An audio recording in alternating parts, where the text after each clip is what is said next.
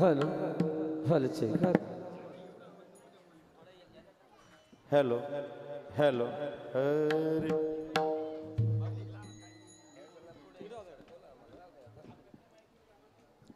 Shri Vitthal hello check hello hello कुठलंही mic चालतंय जरा समोर असं थोडं कळतंय आम्हाला. फॅन इकडे करा फॅन इकडे करा. हेलो हेलो सिस्टम कुठे सिस्टम हॅलो इकडे याचा बेस कमी करा ट्रबल आणि गेन वाढवा. Hello hello Shri Vitthal trouble पूर्ण असू द्या मिड आणि गेन द्या. हरी इफेक्टिव्ह नॉर्मल अरे हॅलो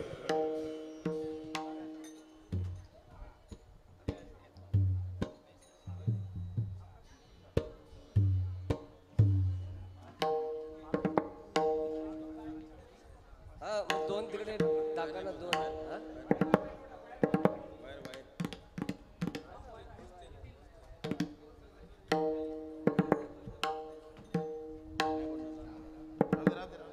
वा हरी हॅलो अरे हरी चेक मोतीराम महाराज कणिक लावा थोडं कणिक.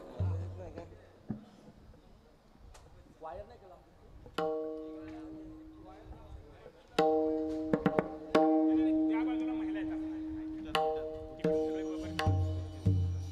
त्यांना आरो होता इकडे कोणी शिरोडचे वर्ग आमच्या पाठीमागे नाही पाठीमागे होता कामा हरी रामकृष्ण हरी जय राम कृष्ण हरे जय राम कृष्ण हरे जय राम कृष्ण हरे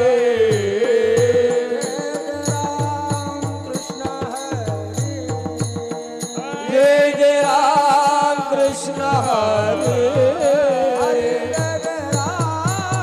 जय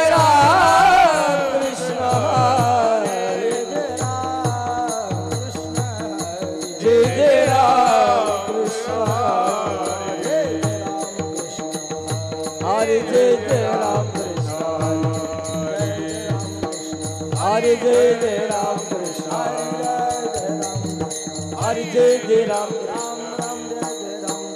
जय जय राम कृष्ण हरे जय राम कृष्ण जय राम कृष्ण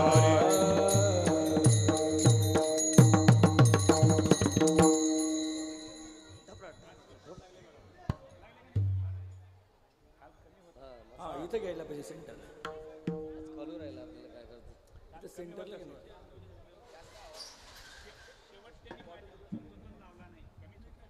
आज मस्त आज बरोबर आहे.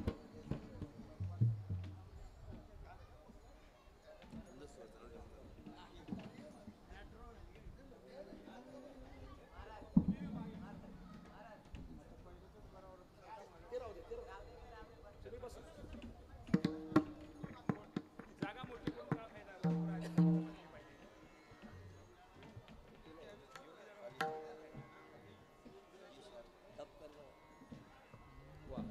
छान झालं.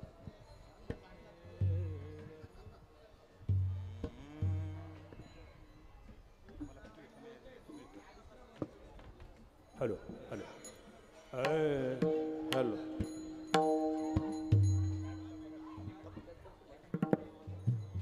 रूप पाहता लोचनी सुख झाले हो साजनी तो हा विठ्ठल बरवा तो हा माधव बरवा तो हा माधव बरवा तो हा माधव बरवा रूप पाताले चले सुख झाले हो साजरे तो हा विठ्ठल बरवा तो हा माधव बरवा तो हा माधव बरवा तो हा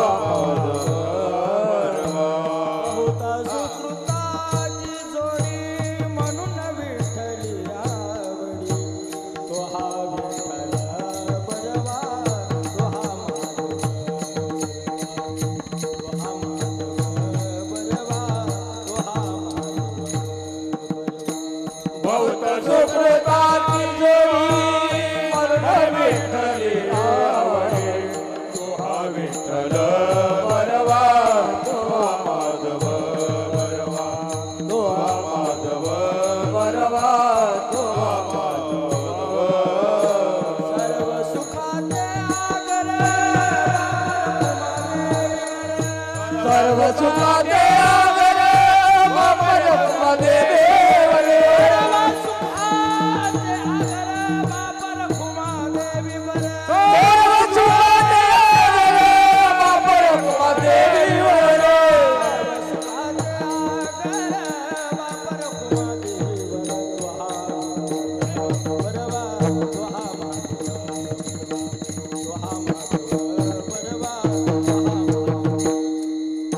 सर्व सुखाचे आगर बाप रखुमा देवीवर तो हा विठ्ठल बरवा तो हा माधव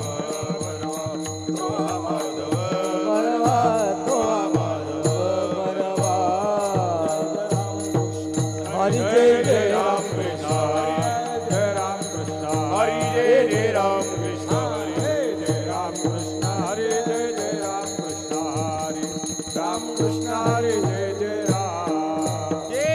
राम कृष्ण हरे जय जय राम कृष्ण हरे जय जय राम कृष्ण हरे जय जय राम जय जय राम जय जय राम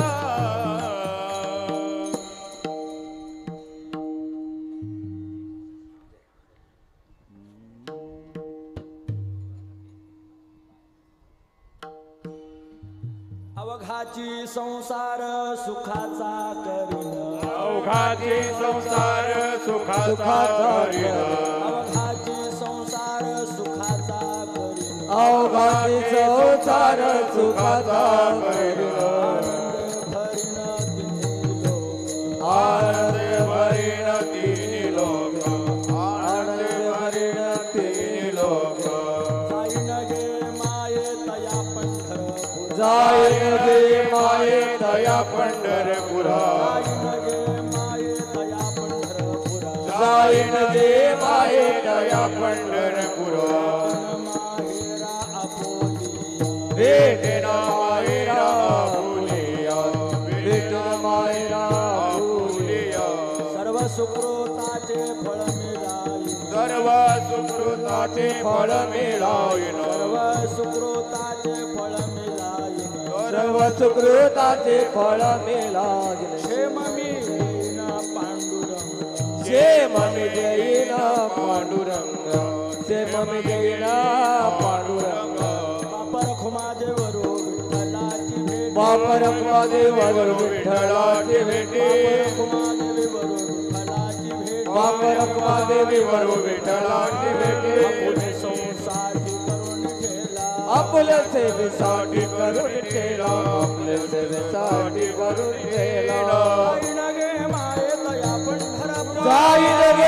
माये दया पंढरपुर माये तया पंढरपुर जाईन गे माये दया पंढरपुर मायेरा बोलिया भेटेन मायरा फुलिया भेटेन मायरा आपुलिया बारक माई जय जय विठ्ठल गोपाल कुमारी जय जय गोपाल गोपाल कुमारी गोपाल कुमारी हा सुनील महाराज आणि तुम्ही ते घ्या तुम्हाला जे आवडत ते घ्या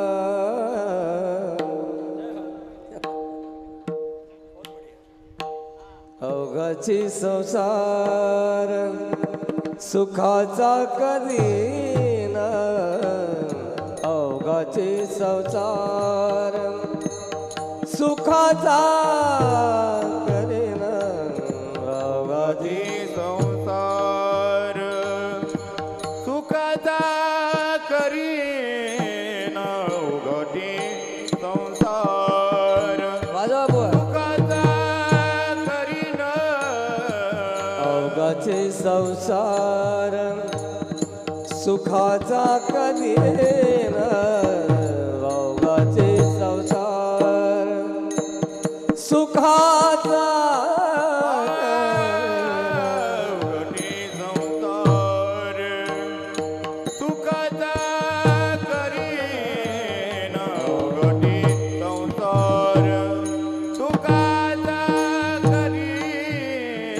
आनंदे भरीन तिन्ही लोक आनंदे भरीन तिन्ही लोक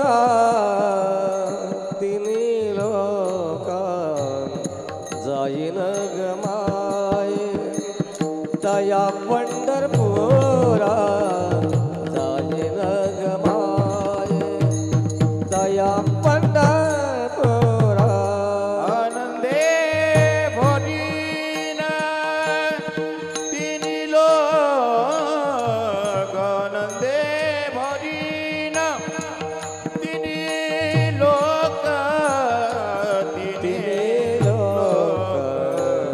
जाईन गे माये दया पंढरपूर जाईन गे माये दया पंढरपूर भेटे न माघेरा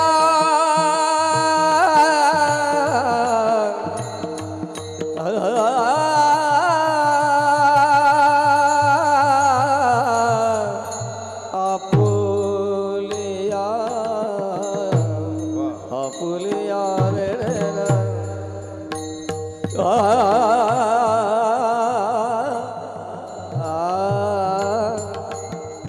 बेटे न माघेरा आपुलिया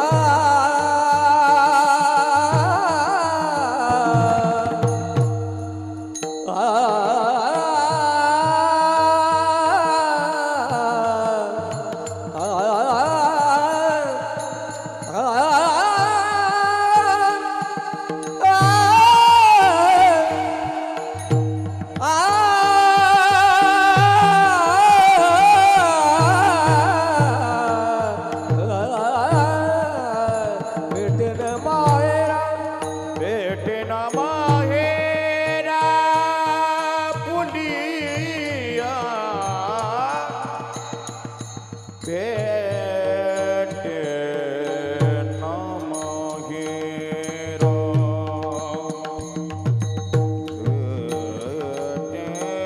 भेटे न माहेरा आपुनिया भेटे न माहेरा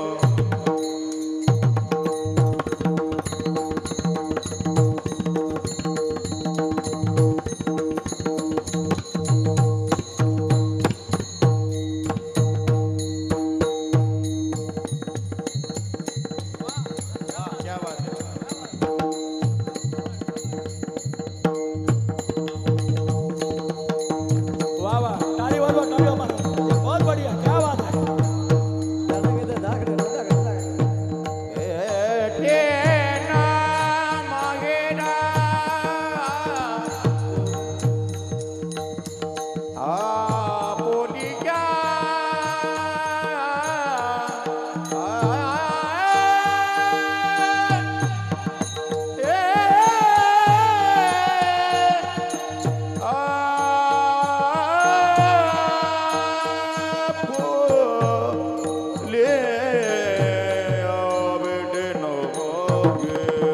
भेटे न माघेरा आपुलिया भेटे न माघेरा आपुलिया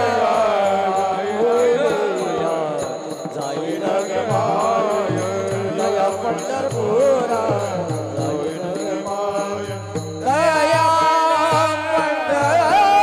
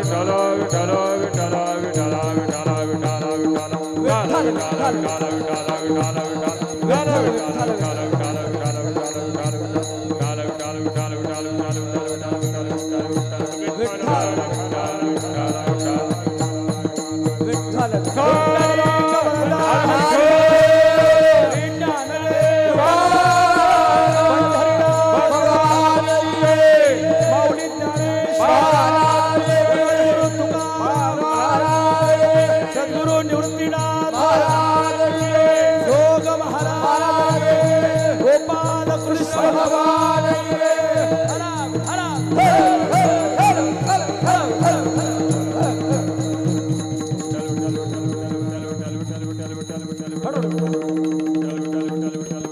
बकवास बकवास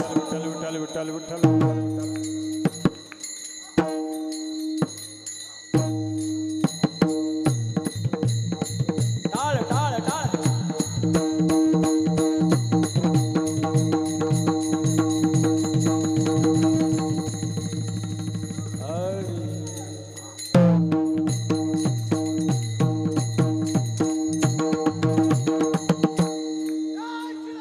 जय श्रीराम जय श्रीराम.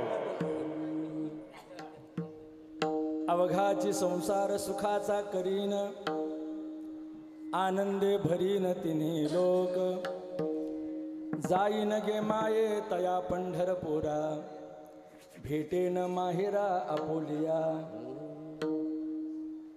सर्व सुकृताचे फळ मिलाईन क्षेम मी देईन पांडुरंगा जाईन गे माये तया पंढरपुरा भेटेन माहेरा आपुलिया बाप रखुमा देवीवरू विठ्ठलाची भेटी आपुले संसाठी करून ठेला जाईन गे माये तया पंढरपुरा भेटेन माहेरा आपुलिया पांडुरंगा करो प्रथम नमन पांडुरंगा करू प्रथम नमन प्रथम नमन पांडुरंगा करू प्रथम नमन चरणा संताची हो जय चरणा संताची या सरे चरणा संताची त्यांच्या कृपा जाणे कथेचा विस्तार जाणे कथेचा विस्तारू जाणे कथेचा विस्तार जाणे कथेचा विस्तार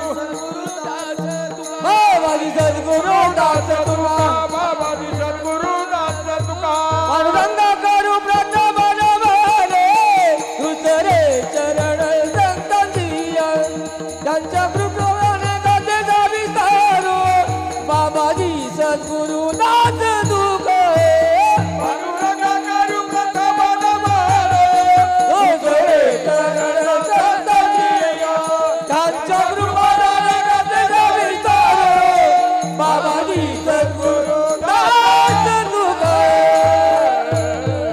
दास तुका महायोग पीठे तटे भीमरथ्यांबरं पुंडरिकाय धातुं मुनींद्रेहि समागत्य तिष्ठन्तमानंद कंदं परब्रह्मलिंगं भजे पांडुरंगं धन्य धन्य निवृत्ती देवा काय महिमा वर्णावा शिवे अवतार धरुण केले त्रैलोक्य पावन ओम नमो ज्ञानेश्वरा करुणा करा दयाळा तुमचा अनुग्रह लाधलो पावन झालो चराचरी शरण शरण हनुमंता तुम्हालो रामदूता काय भक्तीच्या त्या वाटा मज दावाव्या सुभटा वसुदेव सुतं देवं कंसचाणूरमर्दनं देवकी परमानंदं कृष्ण मुंदे जगद्गुरु जयांची केली या स्मरण होय सकळ विद्यांचे अधिकरण तिची वंदू श्रीचरण श्री गुरूंची ते नमस्कारून आता अवघाची संसार सुखाचा करीन आनंदे भरीन तिन्ही लोक जाईन गे माये तया पंढरपुरा भेटेन माहेरा आपुलिया प्रस्तुत प्राप्त प्रसंगी संकीर्तन रूपी सेवेकरिता निवडलेला अभंग विश्वमाऊली ज्ञानोबा यांचा अत्यंत महत्त्वाचा प्रसिद्ध असा अभंग हरिपाठाच्या नंतर गुरु परंपरेच्या पद्धतीमध्ये शेवटी गायला जाणारा अभंग आहे. या अभंगातून ज्ञानोबा संपूर्ण जगाला अर्थात त्रैलोक्याला सुखी करण्याची प्रतिज्ञा करत आहेत. विठाला विठाला विठ्ठल विठ्ठल विठ्ठल विठ्ठल विठ्ठल शुभारंभ करण्यापूर्वी थोडा अल्प परिहार असा. भगवान परमात्म्याच्या कृपेने साधू संतांच्या आशीर्वादाने समस्त ग्रामस्थ मंडळ ओळीकर यांच्या तन मन धनाने सहकार्याने गोकुळाष्टमीच्या निमित्ताने तथा विश्वमाऊली ज्ञानोबरायांच्या जयंतीच्या निमित्ताने हा दुग्ध शर्करा योग आपण सर्व मंडळीने साधून आपल्या वाडवडिलांनी ही सेवा आत्तापर्यंत आपल्या हातामध्ये दिलेल्या आहेत.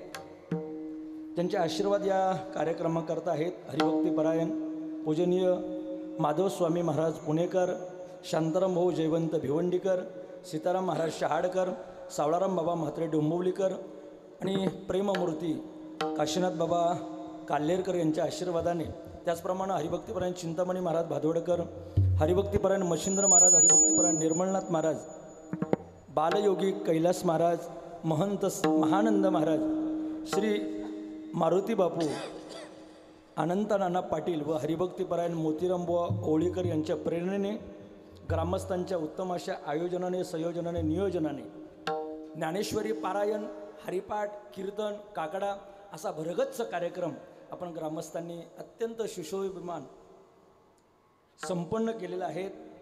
आणि त्यातल्या त्यात महिलांची विशेष उपस्थिती आहे, याचा मला सार्थ स्वाभिमान आहे. विठाला विठाला विठाला विठाला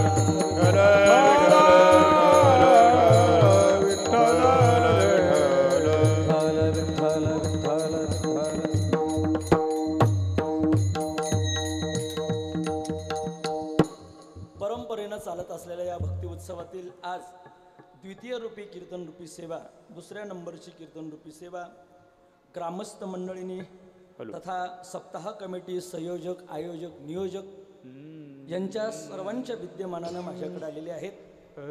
प्रतिनिधी स्वरूपामध्ये आदरणीय महाराष्ट्राच्या रणरागिणी पुरस्कृत आमच्या भगिनी, महाराष्ट्रातल्या नामवंत कीर्तनकार आणि आपल्या गावचं वैभव उभ्या महाराष्ट्रामध्ये त्या ठिकाणी अत्यंत स्वज्वल नेतृत्वानं नेणाऱ्या हरिभक्तीपरायण उज्ज्वलाताई ओळीकर यांच्या संपर्कातून आणि ग्रामस्थांच्या एक फोनद्वारे ही सेवा माझ्याकडे पोहोचलेली आहेत. ज्यांनी वेळोवेळी मला इथपर्यंत येण्याकरता अधूनमधून फोन केले, माझ्या संपर्कात राहिले, अपडेटमध्ये राहिले आदरणीय प्रभाकरजी पाटील, त्याचप्रमाणे संपूर्ण हे भजनी मंडळ, ग्रामस्थ मंडळ, मृदंगमणी, गायक वृंद, साऊंड सिस्टीम, आपण सर्व देववृंद, श्रोतू महात्मा आपल्या सर्वांच्या चरणी त्रिवार वंदन करतो. खरं तर हे मला ओळीमध्ये वाटत नाहीये, आजचं कीर्तन हे मला पंढरपुरामध्ये वाटते, पंढरपुरात किंवा आजच्या कीर्तनाचा भाव हा मला गोकुळात गेल्यासारखं वाटतोय. विठाला विठाला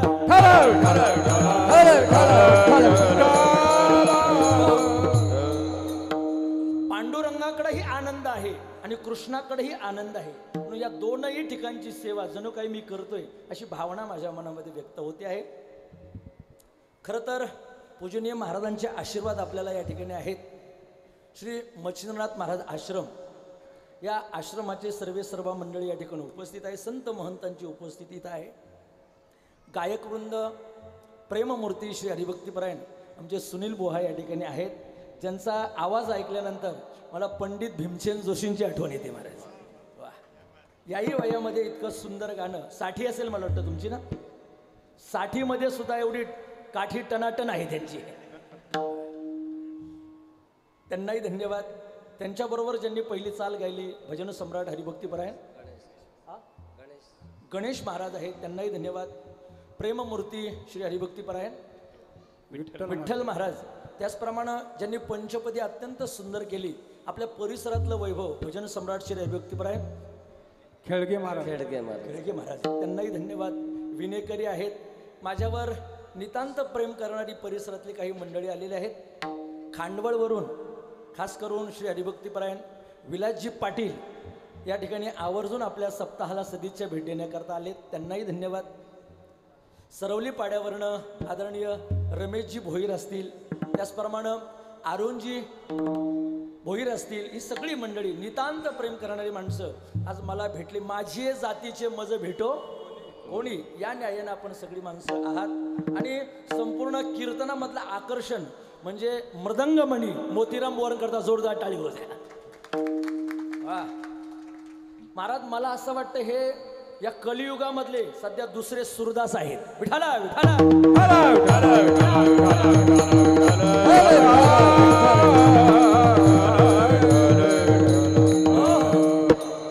आळंदीकरांना सुद्धा फेल करतील असं त्यांचं वाजवणं आणि गाणं आहेत.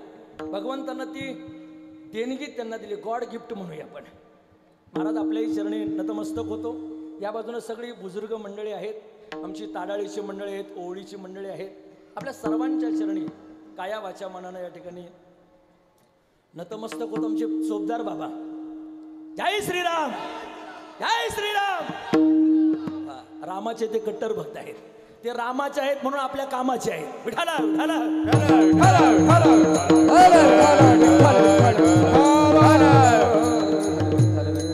नाही तर मग यमाचे, यमाचा पाहुणा राणी हो, रामाचा म्हणून कामाचा नाही तर यमाचा. विठाला विठाला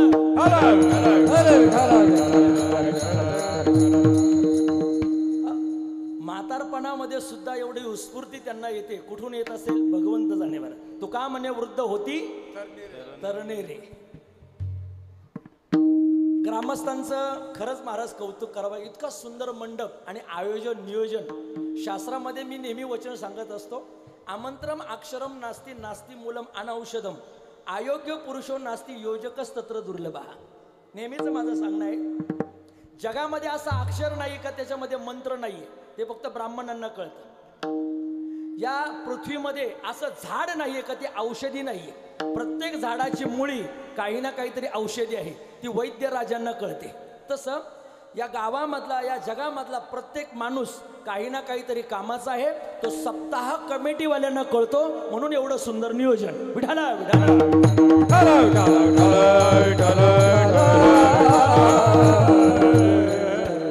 गोड साऊंड सिस्टीम आहे. दादा काय नाव आहे तुमचं? कापसे. नाव कापसे आहे, पण फार गोड तुम्ही साऊंड सिस्टीम लावले.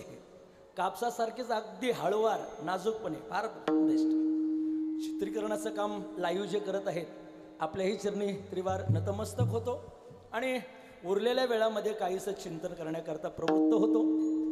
आज दुसरा दिवस आहे. कीर्तनकारही 2 नंबरचाच आहे, म्हणजे आळंदीमधून 2 नंबरने सुटलेला. आणि भगवान परमात्म्याचा जन्माष्टम आहे. त्यातल्या त्यात दुग्ध शर्करा योग ज्ञानोबारायांच्या जयंतीचा हा पर्वकाल आहे. बऱ्याच लोकांना माहिती नाही ज्ञानेश्वर महाराजांची जयंती कधी आहे. ज्ञानोबारायांचा जन्मदिन आणि भगवान परमात्म्याचं अवतरीकरण हे एकाच दिवशी आहे. विठाला विठाला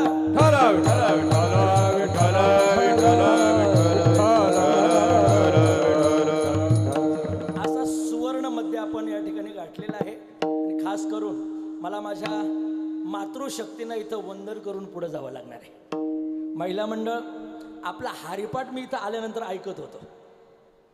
इतका सुंदर हरिपाठ तुम्ही केलाय, अप्रतिम हरिपाठ झालाय महाराज. जोरदार टाळी होऊ द्या तुमच्याकरताच. मला असं वाटतं आता आमच्या घाटावरती हा हरिपाठ घेऊन गेलं पाहिजे. याल ना? ज्ञानोबारायांचा अभंग आहे, बहुतेकांच्या पाठातला परिचयातला आहे. अवघाची संसार सुखाचा करण आनंद भरण तिन्ही लोक. अभंग निवडण्याचं कारण असं आहे, या अभंगात दुसरं चरण जे आहे, जाई नगे माये तया पंढरपुरा, याच्यातून स्त्री शक्तीचं महत्त्व मला प्रतिपादन करायचे. आणि पहिल्या चरणातून ज्या स्थानामध्ये आपण इथं वास्तव्याला आहोत, ज्या दरबारामध्ये आपण इथं चिंतन करत आहोत, तो पांडुरंग परमात्म्याचा दरबार आहे. आणि भगवंताच्या दरबारामध्ये गेल्यानंतर भगवंताचंच काहीसं वर्णन झालं पाहिजे, हा एक दुसरा संकल्प माझ्या मनामध्ये.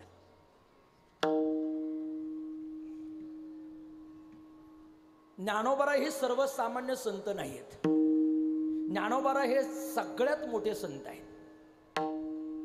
वेळ अल्प आहे आपल्याकडं, अतिशय संक्षिप्त बोलण्याचा आपण सर्वजण प्रयत्न करूया. वारकरी संप्रदायामधली जेवढी काही संत मंडळी आहे या सर्व संतांनी ज्ञानेश्वर महाराजांचं तोंड भरून वर्णन केलेलं आहे. असा एकही संत नाही का त्यांनी ज्ञानोबारांचं वर्णन केलं नाही. अर्थात ते वयानं लहान आहेत पण कीर्तीनं मात्र महान आहेत. विठाला विठाला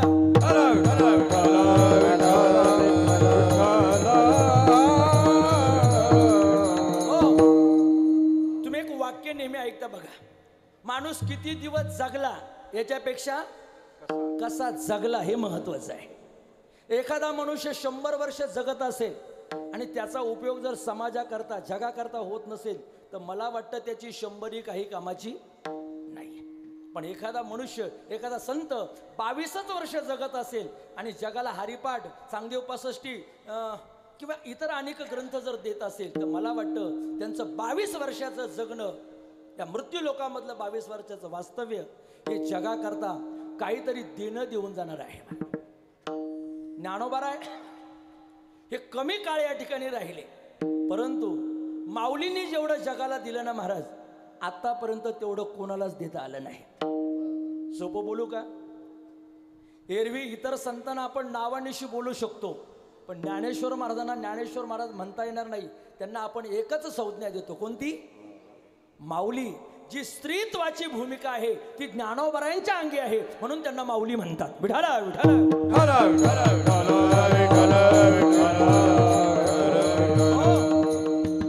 महानता, लीनता आणि उदारता या तीनही गोष्टी ज्यांच्याकडे एकवटलेल्या आहेत त्यांना माऊली म्हणतात. अहो, आतापर्यंत 18 पगड जातीतले संत या वारकरी संप्रदायामध्ये समाविष्ट झाले. मग कबीर, मोमीन, लतीफ, मुसलमान, सेना, नावी जाणं, विष्णुदास, उंच नीच काही हा सगळा अभंग तुम्ही पाहून घ्या. पहाटे काकड्यामध्ये आपण हे सगळं म्हणतो. मग या सर्व संतांच्या यादीमध्ये ज्ञानोबारायांचं जे स्थान आहे ना, हे उंचावरचं स्थान आहे. जरी ते पाया असतील, ज्ञानदेवे रचिला पाया, तुका झाला असे कळस, हे जरी आपण म्हणत असू तरी सुद्धा अखिल विश्वामध्ये ज्ञानोबारायांसारखा संत झालेला नाही. ज्योत से ज्योत जगाते चलो, प्रेम की गंगा बहाते चलो, प्रेम की गंगा बहाते चलो. आई जुदी न जुदी न जुदी, सबको गले से लगाते चलो, प्रेम की गंगा बहाते चलो.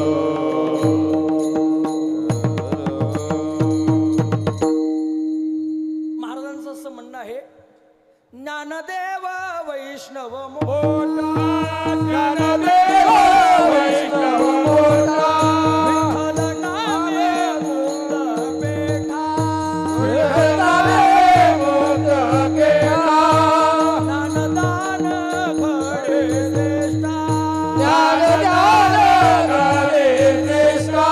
वैकुंठ वाटा संत गेले, वैकुंठ वाटा संत गेले,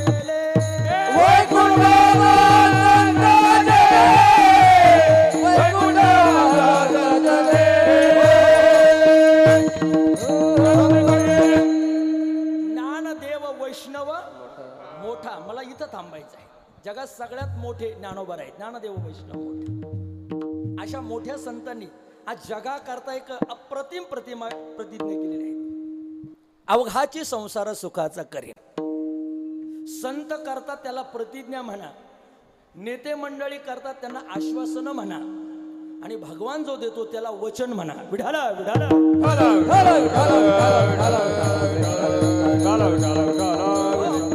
तुम्ही पहा ना, द्वापार युगामध्ये कंसाचा थैमान थांबवण्याकरता वत्सरूपी पृथ्वीनं गायीचं रूप घेतलं. वत्सरूपी पृथ्वी ब्रह्म्यापाशी जाय, नेत्री वाय तोय सांगत असे. गोकुळ अष्टमीच्या, जन्माष्टमीच्या कीर्तनामध्ये तुम्ही सगळे ऐकणार आहात. या पृथ्वी मातेनं गायीचं रूप घेऊन गारणं सांगितलं भगवंताकडं.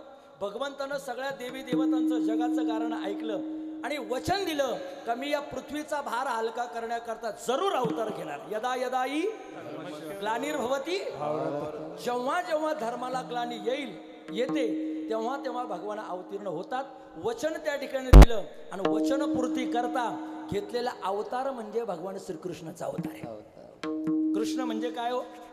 काल्याच्या कीर्तनात मी सांगत असतो, कर्षती इति कृष्ण, जो सर्वसामान्याचं मन आकर्षित करून घेतो त्याला कृष्ण म्हणतात. तुम्ही पहा, लहान पोरग जर आपल्या जवळ आलं ना महाराज, लहान पोराला पटकन कोणी पण उचलून घेतं, त्याच्यामध्ये जणू काही आपल्याला कोण दिसतो? कृष्ण दिसतो. पण तुमच्या ठाणे जिल्ह्यामध्ये असं आहे का, 70 वर्षाचा म्हातारा जवळ दिसला का पटकन त्याला कडेवर उचलून घेतात? होतं म्हणा, घेतात इकडे उचलून? अजिबात नाही. त्याची खोबऱ्याची वाटी झाली असते मुखाची, तोंड खोबऱ्याच्या वाटीसारखं झालेलं, नाक मुख गळू लागले लाळ आणि श्वानापरी गती झाली अवघे करती, त्याला जवळ नाही घेणार. पण लहान लेकराला मात्र कुणी जवळ घेतं, कारण लहान लेकरामध्ये देवत्वाची भूमिका आपल्याला पाहायला भेटते. कुणीतरी असं म्हटले, मुले म्हणजे देवा घरची फुले. लहान पोरं ही निरागस राहतात, त्यांच्या मनामध्ये कपट नसतं, काहीच नसतं, प्रेम हे भावनिक असतं त्यांचं, म्हणून पटकन त्यांना कोणी पण जवळ घेतं. भगवान कृष्ण हे बालकृष्ण आहेत, लालकृष्ण आहेत, गोपालकृष्ण आहेत, रंगनाथ आहे, योगेश्वर आहे, किती नावं सांगू मला, अनेक नावं परमात्म्याला आहेत. असा परमात्मा येतो वचनपूर्ती करता. देव देतो त्याला वचन म्हणा, नेते मंडळी देतात त्याला आश्वासन म्हणा. तुम्ही या वर्षी आम्हाला निवडून द्या, आम्ही तुमचा परिसर, तुमचं वार्ड सुजलाम सुफलाम केल्याशिवाय राहणार, हे आम्ही आश्वासन देतो. खटाखट खटाखट खटाखट खटाखट लागलं किती? हे तर नवीनच ऐकलं मी, पटापट. पण मी अशी काही माणसं पाहिलीत बरं का, नेते मंडळी अशी काही आहेत का जी आश्वासनं देऊन बरोबर पूर्णत्वाला नेतात, अशी माणसं मी या समाजामध्ये पाहिलीत महाराज. मला कौतुक करावं वाटेल आपल्या गावचं. आदरणीय सरपंच जे आहेत सौ रोहिणीताई गणेश म्हात्रे आणि उपसरपंच या विद्यमान लोकांनी या संप्रदायाला अत्यंत छान असं योगदान देऊन उभारी दिली. माझं एक वाक्य ऐकाल तुम्ही जाता जाता? ज्या सप्ताहामध्ये किंवा ज्या ठिकाणी धर्मसत्ता आणि राजसत्ता एकत्रित येते ना महाराज, त्या ठिकाणी असा उत्सव घडल्याशिवाय राहतो. असाच उत्सव करतो. धर्मसत्ता आणि राजसत्ता एकत्र आली पाहिजे. जगद्गुरु तुकोबराय आणि छत्रपती शिवाजी महाराज 16व्या शतकामध्ये एकत्र आले आणि त्या काळी क्रांती घडली. या महाराष्ट्राला स्वराज्याचं राज्य निर्माण करून दिलं छत्रपती शिवाजी महाराजांनी. विषय वाढेल माझा, थांबू द्या. वचनपूर्ती करता भगवंतानं यावं लागतं, आश्वासन पूर्ती करता नेते मंडळ यावं लागतं.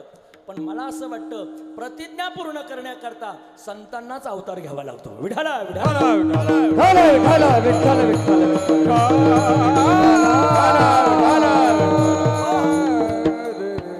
नामदेव महाराजांच्या जीवनामधली कथा सगळ्यांना माहिती आहे. रामायण वाल्या कोळानं केलं, वाल्मिक ऋषींनी केलं. हे वाळवंटामध्ये कोणीतरी एका साधूनं कीर्तनकर बोनं सांगितलं नामदेव महाराजांनी, ते ऐकलं. पांडुरंगाजवळ गेले, सांगितलं 100 तुझे करीन अभंग, देवा तुझे 100 कोटी अभंग मी करीन. नामदेव महाराजांना पांडुरंग म्हटले, नामदेवा अरे तये काळी होती आयुष्याची वृद्धी, आताची अवधी थोडी असे. वाल्या कोळ्याचं आयुष्य जर पाहिलं, अनेक प्रकारचं आयुष्य त्याला होतं.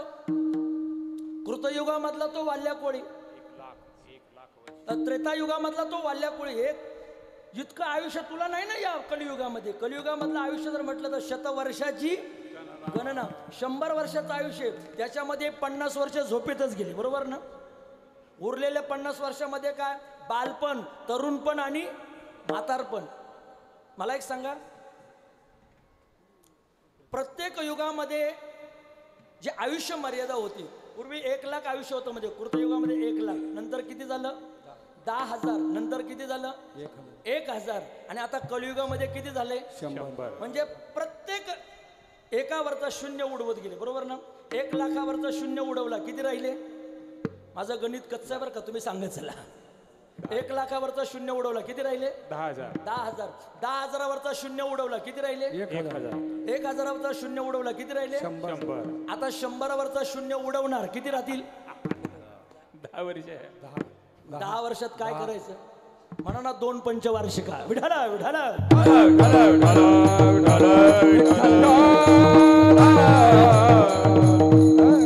आपण सर्वांनी मिळून आता ब्रह्मदेवाला, परमात्म्याला विनंती करू, हे 100 वर्षाचं आयुष्य जसं आहे तसंच राहू दे. आता कारण आमचं सगळं आयुष्य निघून चाललंय. बालपण गेले निनता, तारुण्यपणी विषय व्यथा, आणि वृद्धपणी प्रवर्तली चिंता, मरे मागुता जन्मधरी.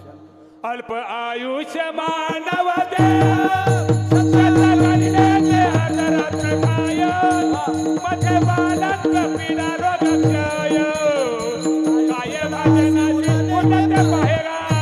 अल्प आयुष्य मानव देह सत घडल्याचे आदरात्र काय, मध्ये बालत्व पीडा रोग क्षय, काय भाजनाचे उरले पाहेगा.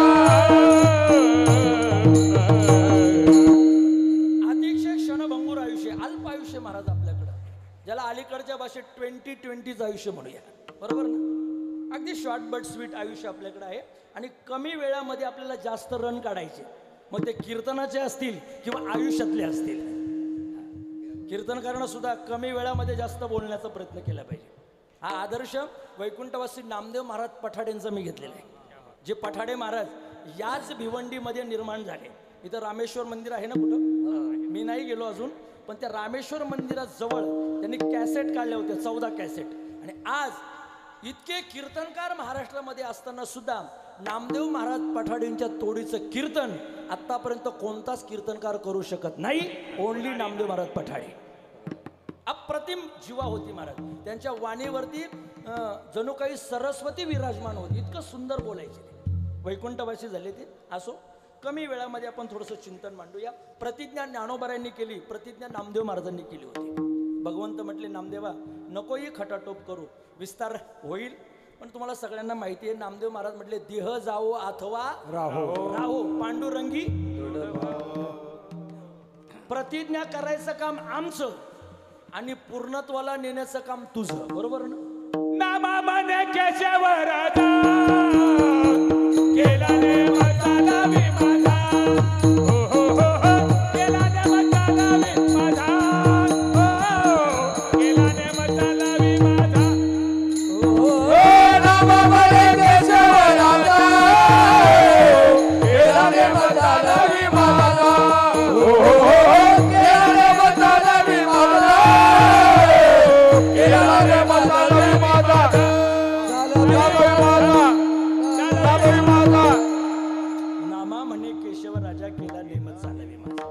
प्रतिज्ञा ही संतांचीच पूर्ण होते, माणसाची नाही म्हणा. एखाद्या वेळेला देव प्रतिज्ञा मोडतो, जीव प्रतिज्ञा मोडतो, पण संत कधीच प्रतिज्ञा मोडत नाही. एक सामान्य उदाहरण सांगतो तुम्हाला. बरीच माणसं म्हणतात, आता मी संकल्प केला, काय उद्यापासून चहा पिणार नाही, बरोबर ना. कुठपर्यंत म्हणा ना, जोपर्यंत किचन मधून कबशीचा आवाज येत नाही तोपर्यंत. एकदा का किचन मधून कबशीचा आवाज आला, चहाचा सुगंध आला का प्रतिज्ञा मोडली सुद्धा म्हणता येते. माणसाच्या प्रतिज्ञा राहत नाही. अहो, देवानं सुद्धा प्रतिज्ञा मोडली. महाभारत सगळ्यांना माहिती आहे. का माहिती? आता घरोघर महाभारत चालले म्हणून. नाही कळालं, जाऊ द्या. आता घरोघर काय चालू आहे सध्या, अजूनही नाही कळालं. तिथं वाद चालू होते, कशावरून? इस्टेटीवरून. कौरव आणि पांडव त्यांचा वाद चालू होता, त्याच्यामुळं महाभारत घडलं. आता सध्या काय घडते? महाभारतच घडते ना. एवढं विस्तार करून सांगावं लागलं मला. असं म्हणतात, भगवंतानं प्रतिज्ञा केली होती, माझं नारायणी सैन्य हे एका बाजूनं राहील आणि मी एका बाजूनं राहील. मी योगेश्वर परमात्मा, ज्याला घ्यावं वाटेल त्यानं घ्यावं, आणि माझी सैन्यता एकाने ज्याला वाटेल त्याने घ्यावी. म्हणजे दुर्योधनानं काय केलं? भगवंताचं सैन्य घेतलं. आणि अर्जुनानं कोणाला घेतलं? भगवंताला. हरिपाठ सगळ्यांना पाठ आहे, द्वारकेचा राणा पांडवा घरी. आणि एक सांगू का माऊली, जिथं देव राहतो ना महाराज, तिथं काहीच कमी पडत नाही. तुमच्या मागं सगळं जग नसलं तरी चालेल, पण तुमच्या पाठीमागं फक्त देवाची साथ पाहिजे, तुम्हाला काहीच कमी पडणार नाही. पण याच्या उलट तुमच्या मागं सगळं जग असेल आणि फक्त देवाचीच साथ नसेल, मला वाटतं तुमचं जीवन हे सक्सेस होणारच नाही. देव सखा जरी जग अवघे कृपा करे. भगवंत म्हटले, मी अर्जुनाला 4 नीतीच्या गोष्टी सांगेल, याच्या व्यतिरिक्त काहीच करणार नाही. पण युद्धाच्या प्रसंगी असं झालं, अर्जुनावर अनेक शस्त्रास्त्रांचा प्रहार येऊ लागला, रथाचं चाक त्याचं मोडलं, घायाळ झाला, आपला भक्त संकटात आहे, हे देवाला कसं सहन होईल महाराज? भगवान परमात्मा रथावरून खाली उतरले आणि त्या मोडलेल्या रथाचं चाक उचललं आणि भगवान परमात्मा कौरव सैन्यावरती धावले. प्रमाण माहिती आपल्याला, भीष्म पण केला धनुर्धरा रक्षिले. तिथं देवानं आपली प्रतिज्ञा मोडली, भक्ताचं मात्र रक्षण केलं. मला काय सांगायचंय, एक वेळेला देव प्रतिज्ञा मोडू शकतो, एक वेळेला जीव अर्थात माणूस प्रतिज्ञा मोडू शकतो. संत महात्मे कधीच प्रतिज्ञा मोडत नाही. यापैकी खरे ज्ञानवंत विद्यावंत संत म्हणजे ज्ञानोबा आहे आणि अशा संतांनी आजच्या अभंगामध्ये प्रतिज्ञा केली. पहिलं चरण, अवगती संसार सुखाचा करीन, अवगती संसार सुखाचा करे, अवगती संसार सुखाचा करीन, अवगती संसार सुखाचा करीन, अवगती संसार सुखाचा करे, अवगती संसार सुखाचा करे, अवगती संसार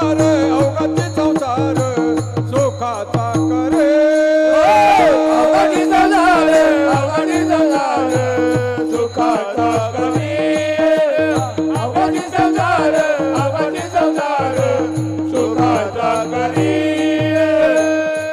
आनंद भरीना आनंद भरेना तिन्ही लोक, आनंद भरीना तिन्ही लोक, आनंद भरीना तिन्ही लोक. जाईन ग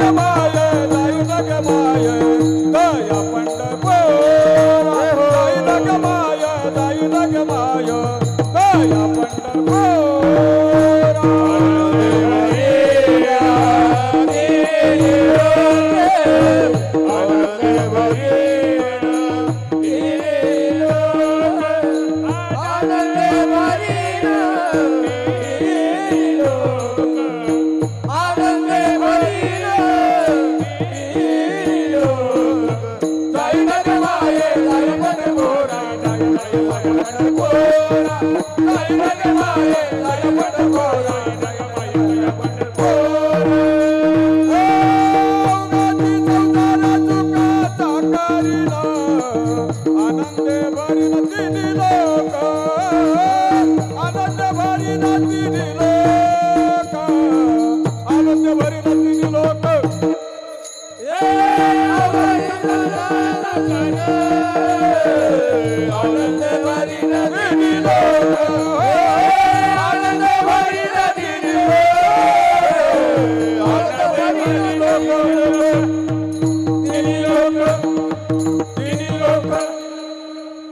अवघाची संसार सुखाचा करीन, आनंदे भरीन तिन्ही लोक.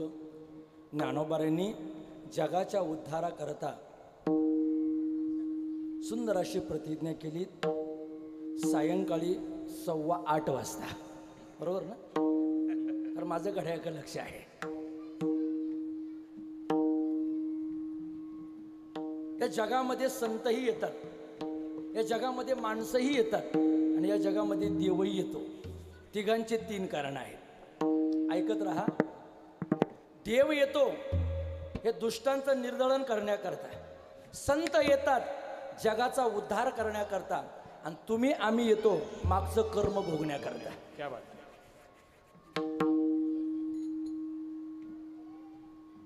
आपण माणसापासून सुरुवात करूया, मग देवाकडे जाऊया आणि देवाकडून मग संतांकडे जाऊया. तुम्ही आम्ही इथपर्यंत आलो याचं कारण आहे, 184 योनीमध्ये आतापर्यंत आपली भटकंती झाली, फिरलो आणि फिरून फिरून पाप पुण्य समान करून हा नरदेह प्राप्त करून घेतला. सुकृत दुष्कृत समान समी तैच पाविजे कर्मभूमी, किंवा पावला हा देह कागत आली न्याय न घडे उपाय घडवाले. आपलं पापही भरपूर होतं आणि पुण्यही भरपूर होतं, दोघांचं पारडं समान झालं म्हणून हा नरदेह मिळाला. याच्या उलट आपलं जर पुण्य जास्त असतं तर आपण स्वर्गामध्ये गेलो असतो, आणि पाप जर अधिक असतं तर आपण नरकामध्ये गेलो असतो. ज्ञानोबा म्हणतात इंद्र व्हायचं असेल तर शतमका संपत्ती स्वर्गीची आहे, 100 यज्ञ करा आणि इंद्र व्हा. आणि ज्याला अधोगतीला जायचंय त्यानं काय करा, नरका जाणे तरी पापे आचरावी, कथा न करावी विठोबाची. सप्ताह बंद पाडा, भजन बंद पाडा, कीर्तन करू नका, नामस्मरण करू नका. 100% आपलं रिझर्वेशन कुठलं, नरकामध्ये एकदम 100%. परत त्याला कन्फर्म करण्याची गरज. नरका जाणे तरी पापे आचरावे, वाईट कृत्य करा, नरकाचं तिकीट बरोबर आपल्याला मिळेल. पण माणसाचा देह मिळाला आहे. ज्ञानोबा म्हणता आगा कर्मी जे उरावे तै ती सुखद. बहुतेक कीर्तनकारांच्या मुखातून तुम्ही ऐकलं असेल. पहा, कर्माचा सिद्धांत हा इतका आकाट्य आहे, ज्यानं केलं त्यालाच भोगावं लागतं, बाकीच्यांना भोगावं लागत नाही. ग्रामीण भागात एक म्हणे, ज्याचा हात मोडेल त्याच्याच गळ्यात पडेल. का असं आहे का, माझा हात मोडला आणि मी तुमच्या गळ्यामध्ये ठेवला, सांभाळा जरा 2-3 दिवस, होईल का असं? नाही. कर्माची सूक्ष्मता इतकी गहन आहे. त्या कल्याण मासिकामध्ये, गीता प्रेस गोरखपूरचं कल्याण मासिक आहे, त्याच्यामध्ये इतका बारकावा आलाय महाराज. आपल्या मानवी शरीरामधल्या ज्या इंद्रियांनी आपण कर्म करू ना त्याच इंद्रियांना भोगावं लागेल. हातानं कर्म केलं हाताला भोगावं लागेल, डोळ्यानं कर्म केलं डोळ्याला भोगावं लागेल, पायानं कर्म केलं वाईट कर्म पायाला भोगावं लागेल. उदाहरण सांगतो म्हणजे आपल्याला पटेल. एक मनुष्य रस्त्यानं चालला होता, उन्हाळ्याचे दिवस होते, आमराईमध्ये आंबे पिकलेले होते. आता बारकाईनं ऐका बरं का, झाडाला आंबा पिकलेला आहे हे पाहिलं कोणी, डोळ्यांनी. बोलत चला, पाहिलं कोणी, डोळ्याने. तिथपर्यंत चालत कोण गेले, पाय चालत गेले. बरं, चालत तिथपर्यंत गेल्यानंतर आंबा उंच होता म्हणून हातामध्ये दगड घेतला आणि तो दगड त्या झाडावरती मारला. दगड मारण्याचं काम कोणी केलं, हाताने केलं. आंबा खाली पडला, उचलला, तोंडामध्ये टाकला. चावण्याचं काम कोणी केलं, जिभेने. तुमच्याकडे जीभ चावते काय, बापरे. चावण्याचं काम कोणी केलं, दाताने केलं. रस चाखण्याचं काम कोणी केलं, आता बरोबर जागेवर आले. चाखण्याचं काम जिभेने केलं. चला पुढे. तेवढ्यामध्ये त्या आमराईचा मालक आला आणि त्याने हातामध्ये काठी घेतली. या माणसानं माझ्या आमराईमधले आंबे खाल्लेत म्हणून त्याच्या काठीमध्ये असा जोरात प्रहार केला. वा, मोतीराम महाराज सावध होते वाटते. जोऱ्यामध्ये पाठीमध्ये मारल्यानंतर ते लागलं कशाला, पाठीला लागलं. पण रडायला मात्र कोणाला आलं, का बरं, पाटलं होतं. शब्बास, ज्यानं पाहिलं त्यालाच रडायला आलं. विठाला विठाला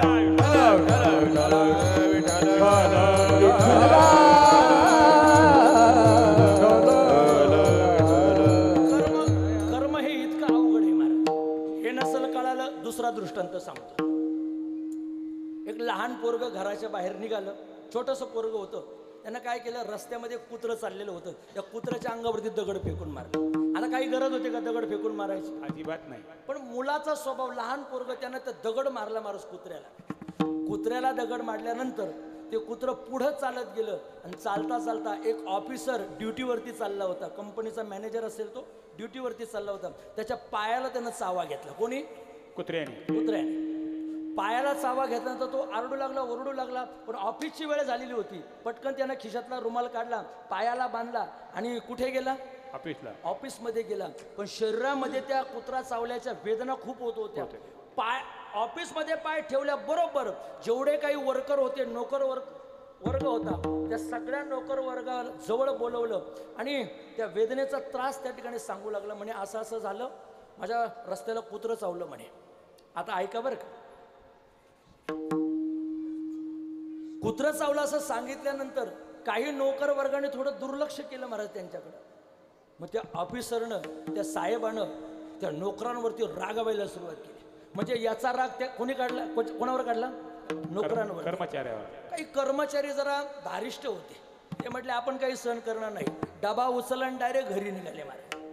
पत्नी म्हटली का हो, तुम्ही सकाळी 9 वाजता ड्युटीवर गेले होते आणि 11 आणि 12 वाजता पुन्हा घरी आले, काय झालं? तो ऑफिसमधून गरमच होऊन आलेला होता. कर्मचारी गरम झालेला टेन्शन मध्ये आलेला साहेबांना घरून तिथून नोकरीहून काढून दिलेलं तन तन तन तन करत तिथपर्यंत आलेला जसं बायकोनं विचारलं तसं बायकोच्या गालामध्ये त्याने मारले. बायकोच्या गालामध्ये मारल्यानंतर आता पत्नी सुद्धा तो राग कोणावर काढू शकते? बोलावर. कोण म्हटलं? नवऱ्यावर. नवऱ्यावर नाही. बायकांचा एक स्वभाव आहे, महिलांचा स्वभाव आहे. जर नवरा आपल्याला रागवला किंवा नवरा काही बोलला तर मग त्याचं टेन्शन त्याचा त्रास कोणावर काढायचा? बापरे काय माहिती आहे, पोरांवरती काढायचा. पोरांवरती एक तर तुम्ही मुलांना मारता नाही तर भांडे आपटता. विठाला विठाला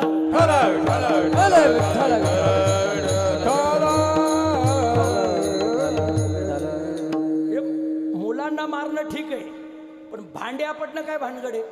अहो भांडे एवढ्या करता आपटता ते म्हणतात नवऱ्याला तर मारता येत नाही, भांड्यावर कमीत कमी मालकाचं नाव राहतं. कन्यादान करून आणलेला आहेर आलेला त्याच्यावरती कोणाचं नाव राहतं? मालकाचं. मग भांडे आपटले का समजून घ्यायचं कोणाला आपटलं? मालकाला. मनातल्या मनात ठरवतात. तिनं त्या मुलाला मारायला सुरुवात केली. इतकं पोरगं मारलं, इतकं पोरगं मारलं. ते पोरगं रडत रडत बाहेर गेलं. ऐका ना, ज्या पोरानं कुत्र्याला दगड मारला होता त्याच पोराला त्या आईनं मारलं. तुम्ही कितीही फिरा कर्म हे तुमच्याच मागे येणार आहे. माना यथा धेनू सहस्रेषु. 1000 गायींचा कळप असू द्या पण 1000 गायींच्या कळपामध्ये गावरान गायीचं वासरू हे तिच्याच आईला बिलगेल महाराज, दुसऱ्या गायीला जाणार नाही. तसं कर्म तुम्ही कितीही कोटी लोकसंख्या असू द्या ते बरोबर तुमचा शोध घेत येणार. हा तुम्हीच का ओळीमधले? तुमचा घर नंबर हाच का? अमुक अमुक कर्म तुम्ही केलेले आता ते यमपुरीमध्ये भोगा. विठाला विठाला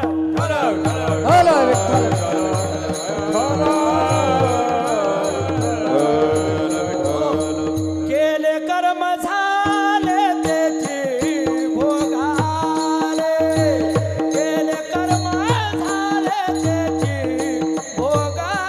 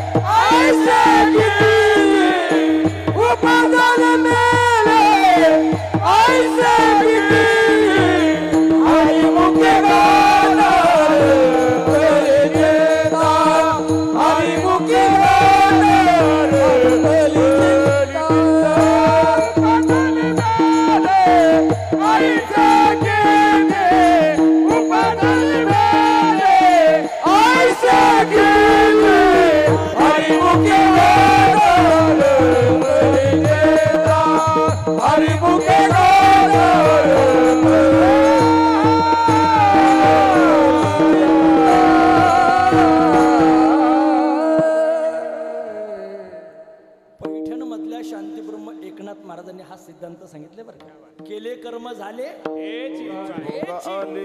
सकारात्मक सांगितलं, दुसरं नाहीच, हेच भोगावं लागतं. भोगणं हे काम माणसाकडे आहे. चला पुढे. भगवंताचं काम आहे मृत्यू लोकामध्ये येणं, राक्षसांचा निपात करणं आणि सज्जनांना त्या ठिकाणी धर्म संस्थापना करून देणं आणि निघून जाणं. प्रभू रामचंद्र अयोध्या नगरीमध्ये आले, जन्म झाला, मोठे झाले, 14 वर्षाचा वनवास मातेकडून मिळाला, वनवासही भोगला, लंकेवरती विजय प्राप्त केला, रावणाला मारलं, परत अयोध्येमध्ये गेले, 11 वर्ष राज्य कारभार चालवला. किती वर्ष? 11 वर्ष झाले. राम राज्य काय धरणी धरे पीक गाई. इतकं सुंदर राज्य केलं महाराज. आजही लोक अपेक्षा करतात कुणाचं राज्य आलं पाहिजे? रामाचं. सोबदार कुणाचं राज्य आलं पाहिजे? जय श्रीराम. जय श्रीराम. 22 जानेवारी 2024 हा या भारत वर्षाकरता नाही, जगाकरता एक सुवर्ण अक्षरानं लिहिण्यासारखा दिवस आला होता. सुवर्ण अक्षरानं लिहिण्यासारखा. अब घर घर में कहना जय श्री राम. अब घर घर में एक ही नारा गूंजेगा. मेरे भारत का बच्चा बच्चा जय श्री राम बोलेगा. भारत का बच्चा बच्चा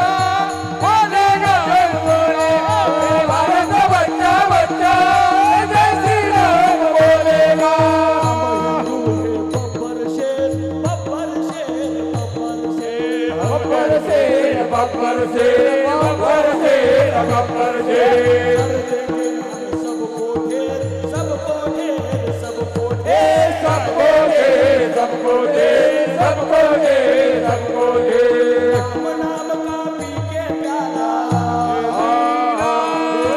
राम नाम का पी के प्यारा नाम नाम के बजेगा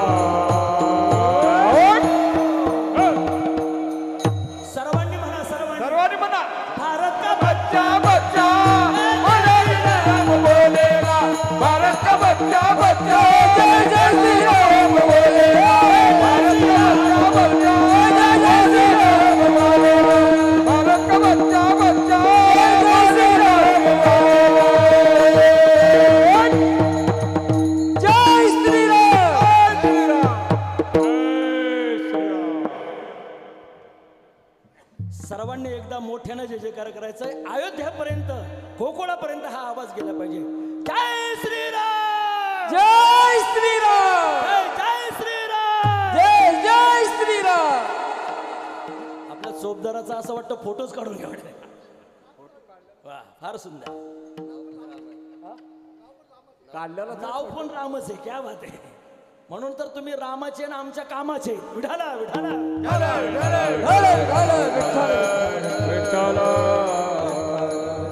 प्रभू रामचंद्रांचा अवतार झाला या सृष्टीवरती धर्म संस्थापना करण्याकरता भगवान कृष्ण द्वापार युगामध्ये जन्माष्टमीला आले श्रावण महिन्यामध्ये आले कशा करता या मृत्यू लोकामध्ये सुख शांती नांदवण्याकरता चला मला तिसऱ्या टप्प्यापर्यंत तुम्हाला न्यायचे संत महात्मे या जगामध्ये कशा येतात अवतार तुम्हा बुद्धराया जन आपल्यासारखे अज्ञानी माणसं जी आहेत अज्ञानी लावावे सन्मार्गाचे.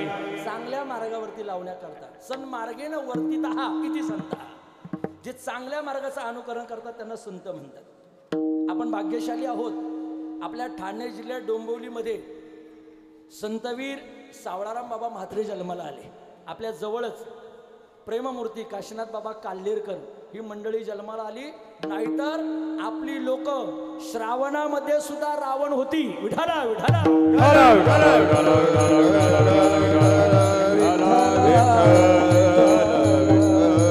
माझं बोलणं कळालं 1 महिना श्रावण आणि 11 महिने रावण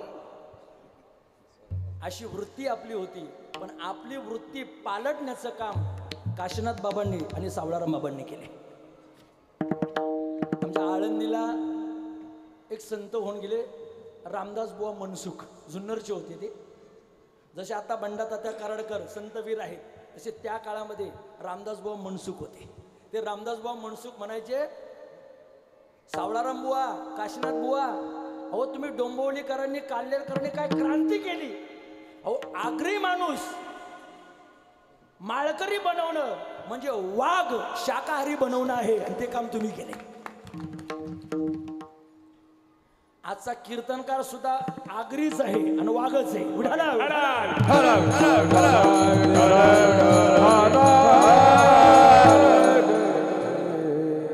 मला वाटतं आजचं कीर्तन वाघाचं चालू आहे विठाला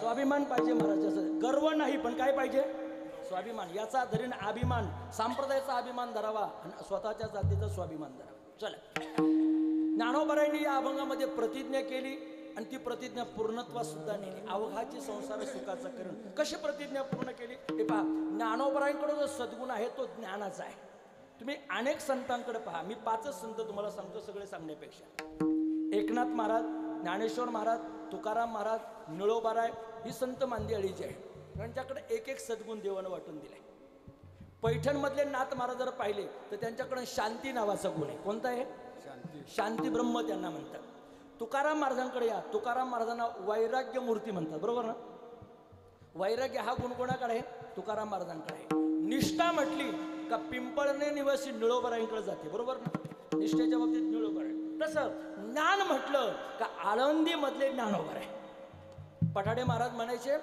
मूर्तिमंत ज्ञानाला फुटलेले हातपाय म्हणजे ज्ञानेश्वर महाराज साक्षात ज्ञानच या जगामध्ये माऊलींच्या रूपाने प्रगट झाले प्रगट गुह्य बोली विश्वकर्माची तेरे माऊली म्हणजे प्रत्यक्ष ज्ञान आहेत महाराज. ऐके गा ज्ञान चक्रवर्ती तू तव ज्ञानाचीच मूर्ती. पांडुरंग परमात्म्यानं हे ज्ञानोबारांना बहार केलेले शब्द आहेत, बहाल केलेले. माऊली तुम्ही प्रत्यक्ष ज्ञानाची मूर्ती आहात. मग ज्यांच्याकडे ज्ञान आहे ते जगाला सुद्धा काय देतील? ज्ञान देतील. आनंदाचे आवारू मांडू जगा, असं माऊलींची संज्ञा आहे. आम्ही जगाला ज्ञान देणार, आनंद देणार. जैशी दीपकळिका धाकुटी परी बहुते जाती प्रगटी तैशी सद्बुद्धी त्रिपुटी.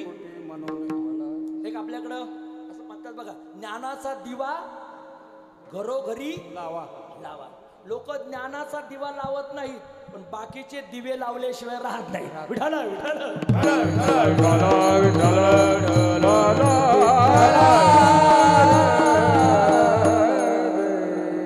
नको तो दिवा लावण्यापेक्षा कोणता दिवा लावला पाहिजे? कोणता? ज्ञानाचा. ज्ञानाचा दिवा काय करतो?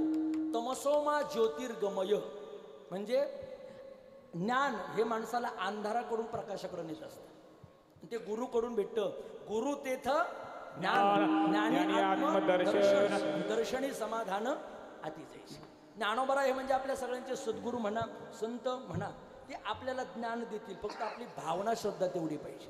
हो, करील ते काय नोहे महाराज परी पाहे बीज शुद्धांगी. आपलं अंतःकरण शुद्ध पाहिजे.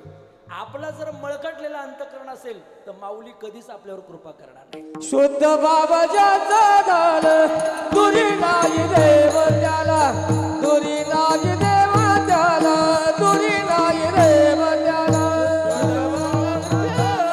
दुरी नाही देव त्याला, दुरी नाही देव त्याला, दुरी नाही देव त्याला.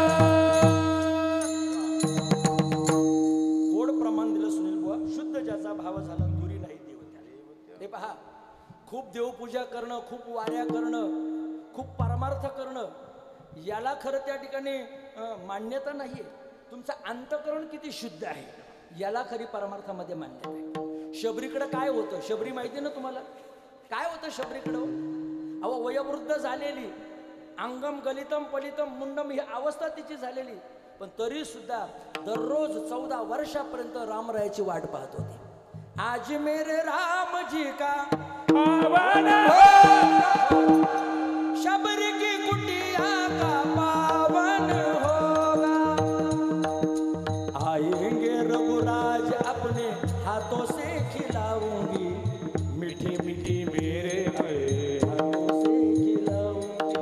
साथ साथ लखन जी का दर्शन होगा, शबरी की कुटिया का पावन होगा. रोज म्हणायची आणि वाट पाहायची. आज माझा परमात्मा येईल का? आज माझा राम राय येईल का? राम आएंगे आएंगे राम आएंगे, मेरे झोपड़ी के भाग आज भूल जाएंगे. राम आएंगे, राम आएंगे तो अंगना में साएंगे, दीप जला के मैं दिवाली बनाऊंगी, मेरे जन्मों के पाप आज भूल जाएंगे. राम आएंगे. मला वाटतं ही 2 भावगीतं म्हणा, भजन म्हणा, 22 जानेवारीपासून प्रत्येकाच्या मनामध्ये कोरली गेली. बरोबर ना? कोणते कोणते? राम आएंगे आएंगे, राम आएंगे आणि जय श्री राम.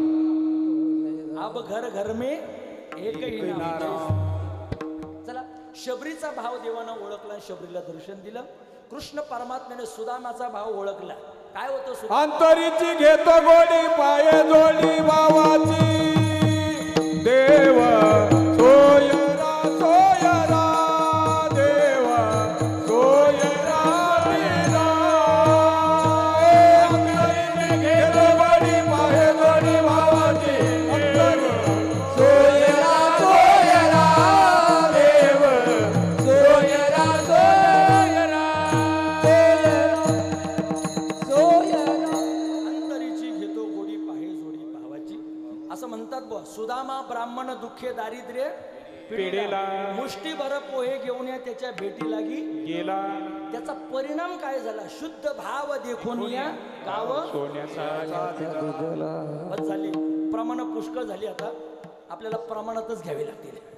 चला, महाराज म्हटले देव तुमचा अंतकरण पाहतो, देव तुमचा वरचा रंग पाहत नाही. तुम्ही गोरे आहात का काळे आहात, ठेंगणे आहात का लंबू आहात, देव हे नाही पाहत. देव अंतकरणामधलं पाहतो. भगवंत आणि संत या जगामधले उपकार करणारे किंवा कृपा करणारे या ठिकाणी दोन घटक आहेत. ज्ञानोबा म्हणतात मी जगाकरता हे सगळ्या प्रतिज्ञा करतो आहे, जगाला ज्ञान देतो आहे. ज्ञानानं काय होतं? अज्ञान जातं आणि माणूस सज्ञानी बनतो.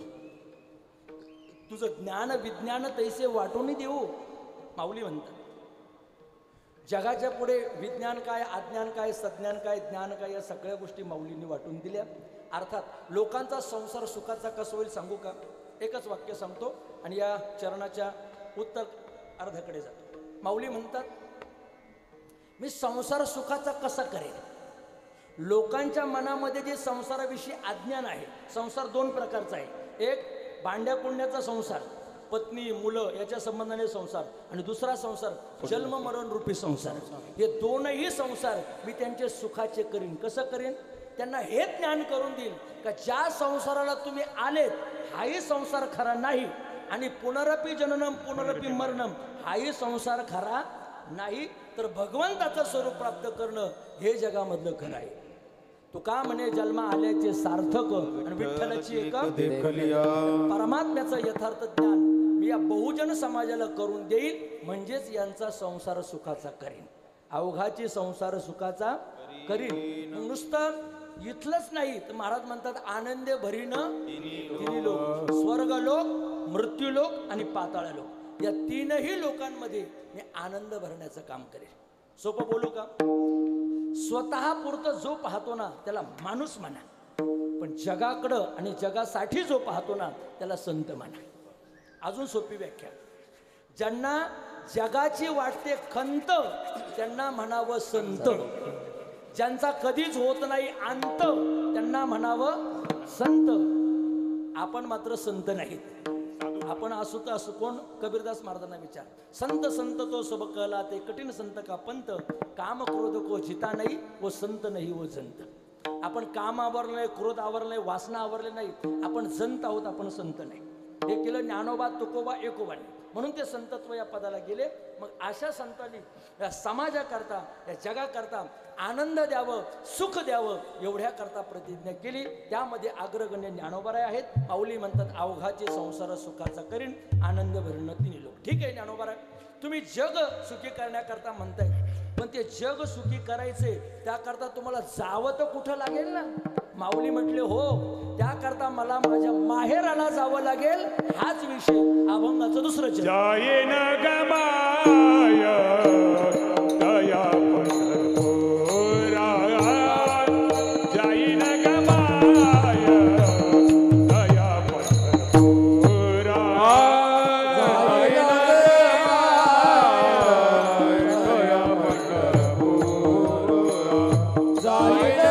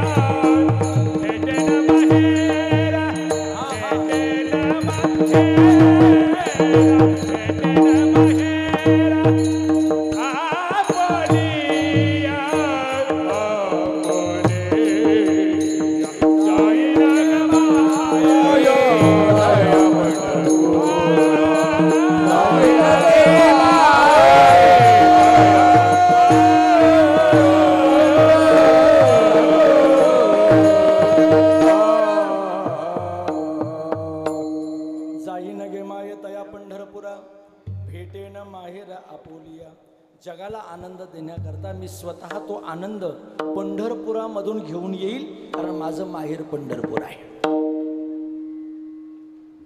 पंडित भीमसेन जोशींनी गायलेला अभंग आहे, माझे माहेर पंढरी, माझे माहेर पंढरी, आहे देवारी जाती, आहे देवारी जाती.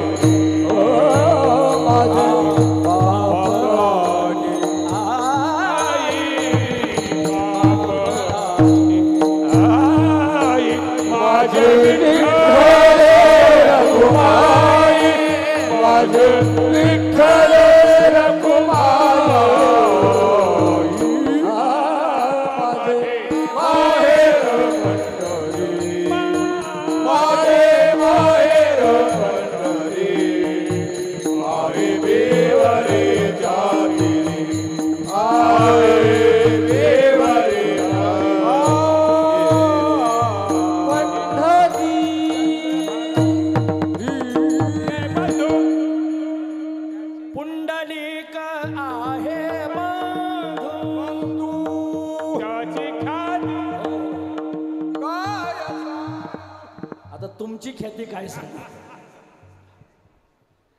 असं आहे, तुमच्या घाटावरती एक म्हण आहे, रात्र झाली थोडी आणि सोंग झाली जास्त.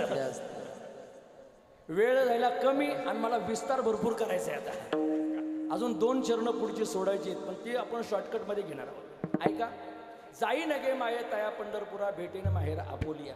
मला माझ्या मूळ मुद्द्यावरती होत्या, ज्याच्याकरता मी हा सगळा विस्तार आणि पालनाळ केलाय तो खास स्त्री वर्गाकरता केलाय, महिला मंडळ तुमच्याकरता. आज तुम्ही महाराष्ट्राची परिस्थिती पाहत असाल, भारताची परिस्थिती पाहत असाल, तर काय भीषण परिस्थिती आहे.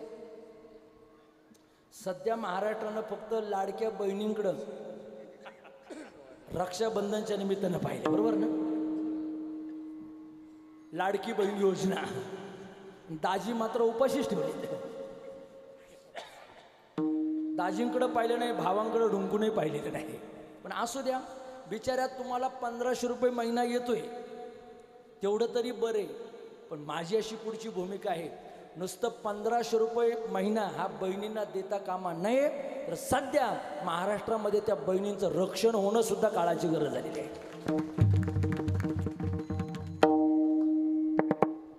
जर या महाराष्ट्रामध्ये, या मुंबईमध्ये जर आमच्या माता भगिनींची सुरक्षा होत नसेल, रक्षण होत नसेल, तर मला वाटतं लाडकी बहीण योजना येऊन सुद्धा फायदा नाही. बरोबर आहे ना. आज मीडियाला आपण रोज पाहत आहात, बदलापूरची काय अवस्था आहे, त्याच्या अगोदर एका डॉक्टरीनबाईची काय अवस्था झालेली आहे. आत्ता येताना मी एक बातमी पाहिली, बदलापूरची घटना झाल्यानंतर लगेचच पुण्यामध्ये एका अल्पवयीन मुलीवरती सुद्धा बलात्कार झालेला आहे.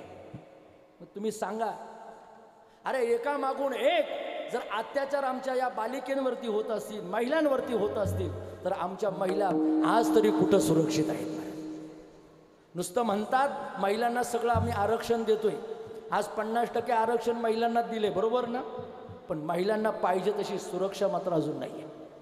अत्याचार, अनाचार, व्याभिचार, हिंसाचार, भ्रष्टाचार हा अजूनही थैमान घालतो आहे. मला वाटतं त्या काळामध्ये एकच रावण होता, पण आता गल्लोगल्लीमध्ये रावण निर्माण झाले. कुठंतरी पुन्हा एकदा प्रभू रामचंद्रांना अवतार घ्यावा लागणार आहे, भगवान कृष्णाला अवतार घ्यावा लागणार आहे, आणि या नराधमांचा नायनाट करावा लागणार आहे. विठाला विठाला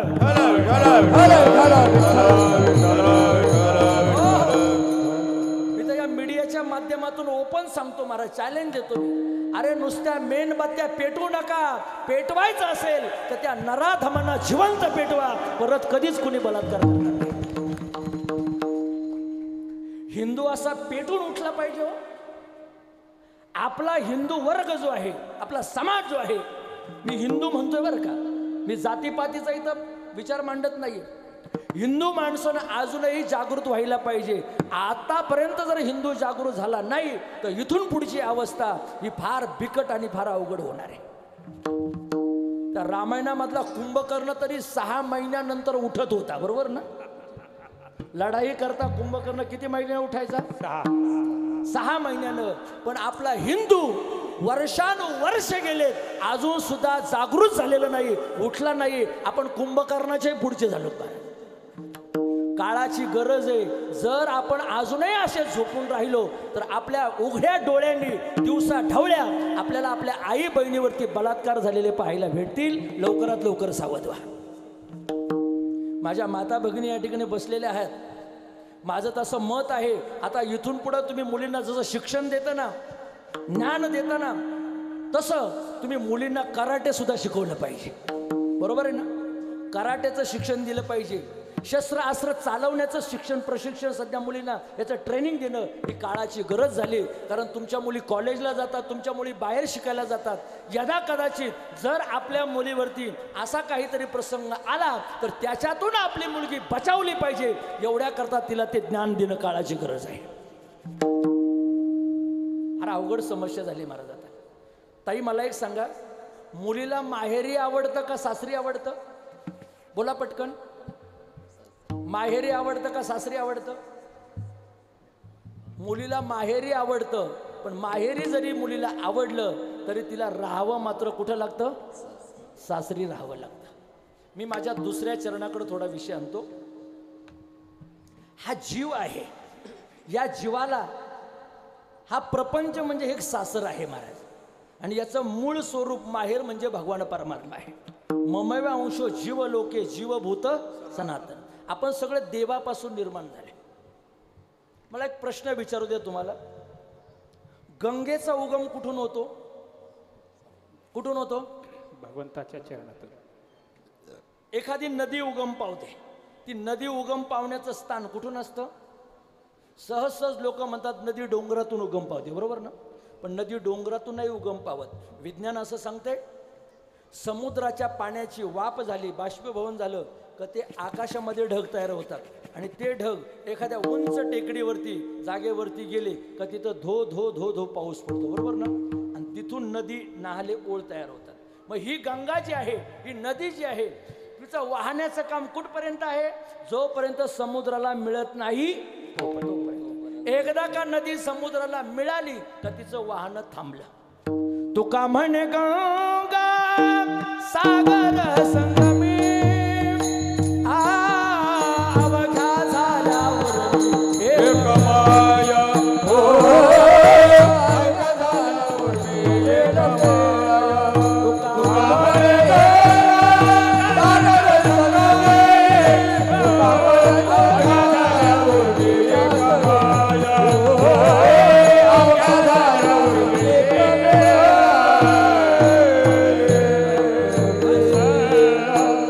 गंगेनं समुद्राला जाऊन मिळणं म्हणजे तिच्या जीवनाची पूर्णता आहे. जीवानं देवाला जाऊन मिळणं म्हणजे त्याच्या जीवनाची परिपूर्णता आहे. मग आता लक्षात ठेवा, ज्ञानोबाराय माहेराला जायला निघालेत. ज्ञानोबारायांचं माहेर आहे पंढरपूर. काय आहे पंढरपूर? एक जपान मधली बाई आहे, आळंदीवरून पंढरपूरला दरवर्षी पायी चालते महाराज, दिंडीमध्ये. जपान मधली आहे ती. तिला नीट मराठी बोलता येत नाही, माऊली माऊली म्हणत राहते महाराज ती. पण तिला परदेशातल्या व्यक्तीने विचारलं, तुम्ही भारतामध्ये जाता, काय आहे त्या भारतामध्ये? What is a Pandharpur? Pandharpur म्हणजे काय आहे? तिला इतकं सुंदर उत्तर दिलं. ती म्हटली, Pandharpur that is a wonderful. जगातलं सगळ्यात मोठं सौंदर्याचं ठिकाण म्हणजे पंढरपूर आहे. It is a very wonderful. इतकं सुंदर स्थान जगाच्या पाठीवर कुठंच नाही. उदंड पाहिले, उदंड ऐकले, उदंड वर्णिले क्षेत्र. आयशी चंद्रभागा आयसे भीमा तीर्ण आयसा विटेवर देव कोटे, असं कुठंच नाहीये. हे त्या बाईला कळालं. मला वाटतं आपली भारतीय संस्कृती बाहेरच्या लोकांना कळाली, पण आपल्याला अजून कळालेली नाही. ते हरे कृष्ण हरे रामावाले पाहतो ना आपण, किती सुंदर नाचतात, नृत्य करतात. आजही पंढरपूरला जा, पुंडलिकाच्या मंदिरासमोर त्यांचं मंदिर आहे, बरोबर ना, इस्कॉनचं मंदिर. गळ्यामध्ये कंठी घालतात आणि हरे कृष्ण हरे रामा हरे कृष्ण हरे रामा भजन करतात महाराज. आपल्या पुरुषांना महिलांना लाज वाटते, पण त्या महिला किंवा ते पुरुष भजन करायला अजिबात लाजत नाही. लक्षात ठेवा. म्हणजे परकीय लोकांनी आपली संस्कृती डोक्यावर घेतली आणि आपण आपली संस्कृती पायाखाली तुडवली. आपली संस्कृती किती मोठी आहे दादा, उदाहरण सांगू का? एक स्वामी विवेकानंद परदेशामध्ये प्रवास करत होते. बार काय नाही का वाजू नको. प्रवास करत असताना रेल्वेचा प्रवास होता. शेजारी एक परदेशातला व्यक्ती बसलेला. विवेकानंदांकडे पाहिलं. का हो तुम्ही भारतातले का? म्हणे हो. कशावरनं ओळखलं? काय हो तुमची पेहरावाची परिस्थिती पाहिली. तुमच्या डोक्यावरती पटका आहे, अंगावरती सगळे भगवे कपडे आहेत, संन्यासी आहात तुम्ही. पण का हो सगळा पेहराव तुम्ही भारतीयांचा घातलाय आणि फक्त चपलाच तुम्ही आमच्या देशामधल्या घातल्यात? तुमच्या भारतात का चपला सुद्धा नाही का? आमच्या देशातल्या चपला का घातल्या? विवेकानंद हे हजरजबाबी होते. उत्तर ऐका, तुम्हाला सुद्धा उत्तर आवडेल. स्वामी विवेकानंद म्हटले, मी सगळा पेहराव भारतीयांचा केलाय. याचं कारण असं आहे, माझी भारतीय संस्कृती ही डोक्यावर घेण्यासारखी आहे आणि तुमच्या चपला का तर तुमची संस्कृती ही पायाखाली तुडवण्यासारखी आहे. परदेशातल्या संस्कृतीमध्ये आई बहिणीची किंमत नाही आहे. सख्या बहिणीबरोबर सुद्धा तिथं लग्न करतात आणि आपल्या भारतीय संस्कृतीमध्ये सख्या बहिणीला राखीचा मान देतात. मला राखीचा मान. भाऊ आपल्या बहिणीकडून राखी बांधून घेतो.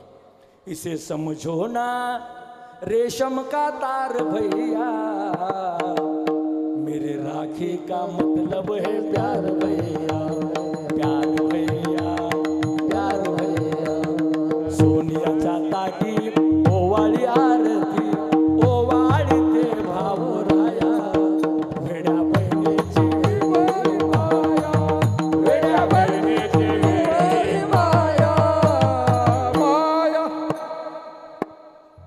मोतीराम महाराज कीर्तन संपवायचंय आपल्याला.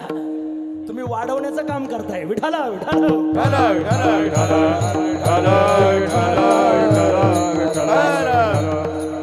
असाच्या पखवाजे जर असेल ना महाराज, कीर्तनाला असा रंग येतो महाराज. असे गाणारे असल्यावर लावणी मृदंग श्रुती टाळ शेऊ ब्रह्मरस. पावणे 9 कधी झाले हे सुद्धा कळालं नाही. कळलेची नाही झाले किती दिवस, कधी वेळ निघून गेला कळाला सुद्धा नाही. का जास्त झाले? आणि थांबणार मी वेळेतच, घाबरू नका, कारण पुढेही बहुत. मला ग्रामस्थांना याकरता दुजोरा द्यावा लागणार आहे. तुम्ही आमच्या कीर्तनकारांच्या आयुष्याची वृद्धी केली 7 ते 9 कीर्तन करून. आमचं आयुष्य वाढवले महाराज तुम्ही. तुमच्याकरता टाळी होऊ द्या एकदा. माऊली फार सुंदर वेळ आहे 7 ते 9. अगदी लोक फ्रेश राहतात, कीर्तनकार फ्रेश राहतो, सगळ्या गोष्टी फ्रेश. आणि मग 9 नंतर जेवण. मी तर म्हणतो या ग्रामस्थांचा पंचक्रोशीतल्या लोकांनी सुद्धा आदर्श घेतला पाहिजे, सप्ताहवाल्यांनी. आणि 7 ते 9च प्रत्येक ठिकाणी कीर्तन झालं पाहिजे. टाळ्यांचा आवाज कमी आहे. दाल में कुछ काला तो नाही ना? म्हणजे पंचक्रोशीतल्या लोकांना सुद्धा हा आदर्श दिलाय मी. घ्या या ओळी गावचा आदर्श घ्या. 7 ते 9 कीर्तन करा. अरे समाजही आपलातून जमतो आणि कीर्तनकाराला सुद्धा एक एनर्जी निर्माण होते महाराज. एनर्जी. चला. जाई नगे माये तया पंढरपुरा, भेटेन माहेर आपोलिया. संत महात्मे पांडुरंगाला भेटायला जातात. याचं कारण आहे आपलं माहेर हे परमात्मा आहे. देवा स्वरूप आपण असल्यामुळे आपल्याला तिथं जाऊनच ही सगळी ऊर्जा मिळते. महिला मंडळ, एक छोटासा प्रश्न आहे माझा. तुम्ही माहेरी जेव्हा येता, माहेरी जेव्हा तुम्ही येता त्यावेळेला तुमची आई तुम्हाला सकाळी झोपेतून उठवते का? हो म्हणा, नाही तर नाही म्हणा. उठवते? नाही. बरं तुम्ही सासरी असता तेव्हा सासरी तुमची सासू तुम्हाला झोपेतून उठवते का? नाही. बापरे, कारण आता तुम्हीच बॉस झाल्यात घरातल्या. दादा पूर्वी असं होतं 4 दिवस सासूचे, आता 4 दिवस सुनेचे. दिवस बदलतात बरं का. प्रत्येकाचे दिवस बदलतात, लक्षात ठेवा. एक दिवस जी सून होती ती आज कोण झाली? सासू झाली. आणि जी आज सासू आहे ती कायमची सासू राहणार आहे. बरोबर ना? असं नाही, ती एक दिवस जाणार आहे. लक्षात ठेवा. कायमचं पद, प्रतिष्ठा, पैसा, कोणत्याच गोष्टी कायमच्या राहत नाही. मग काय करा? माहेर आणि सासरामधलं अंतर अर्ध्याच मिनिटामध्ये सांगतो. जिथं निरंतर सुख असतं त्याला माहेर म्हणा, आणि जिथं कायमचं दुःख असतं त्याला सासर म्हणा. म्हणून तर मुक्ताई नगरच्या मुक्ताबाई ज्या आहेत खानदेशामधल्या, त्या मुक्ताबाईनं गोड अभंग म्हटलाय आणि पांडुरंगाला ते साकडं सांगितले. बाई बाई जाते ग माहेराला बाई बाई जाते ग माहेराला बाई बाई जाते माहेरा बाई बाई जाते माहेरा मुळच्या घराला माझ्या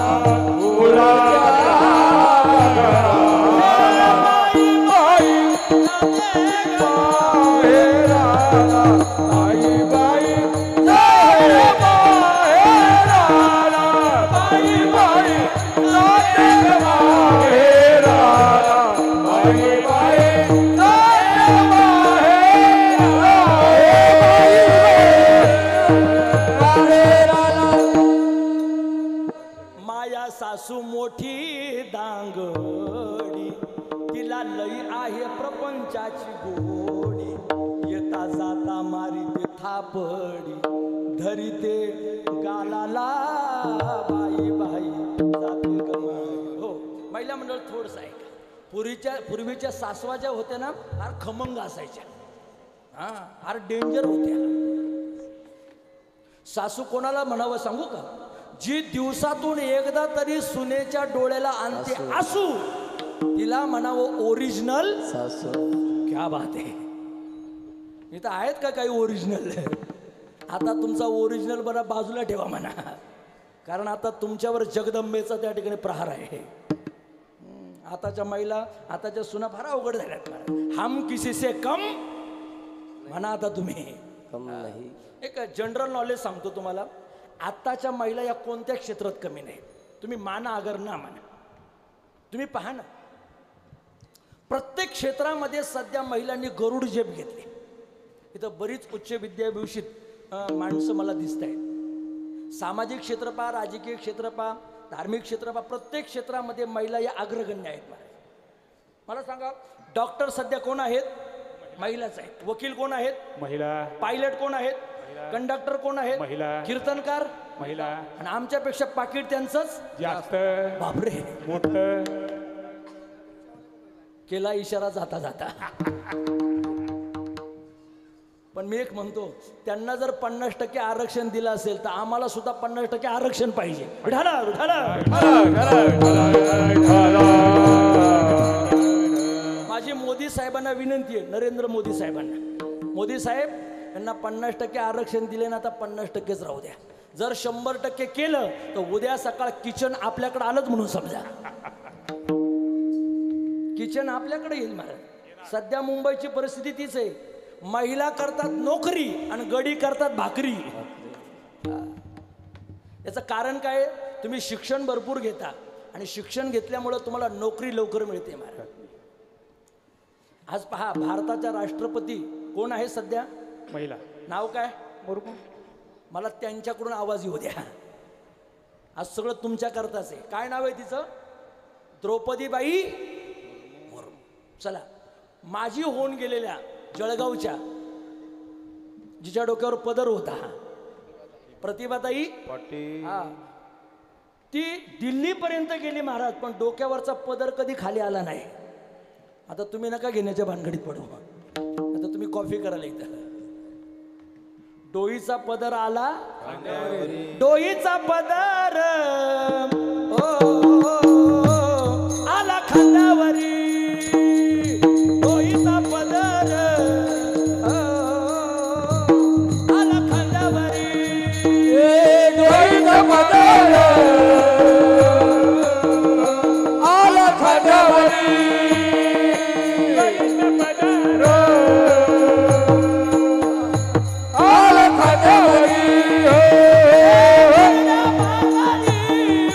जा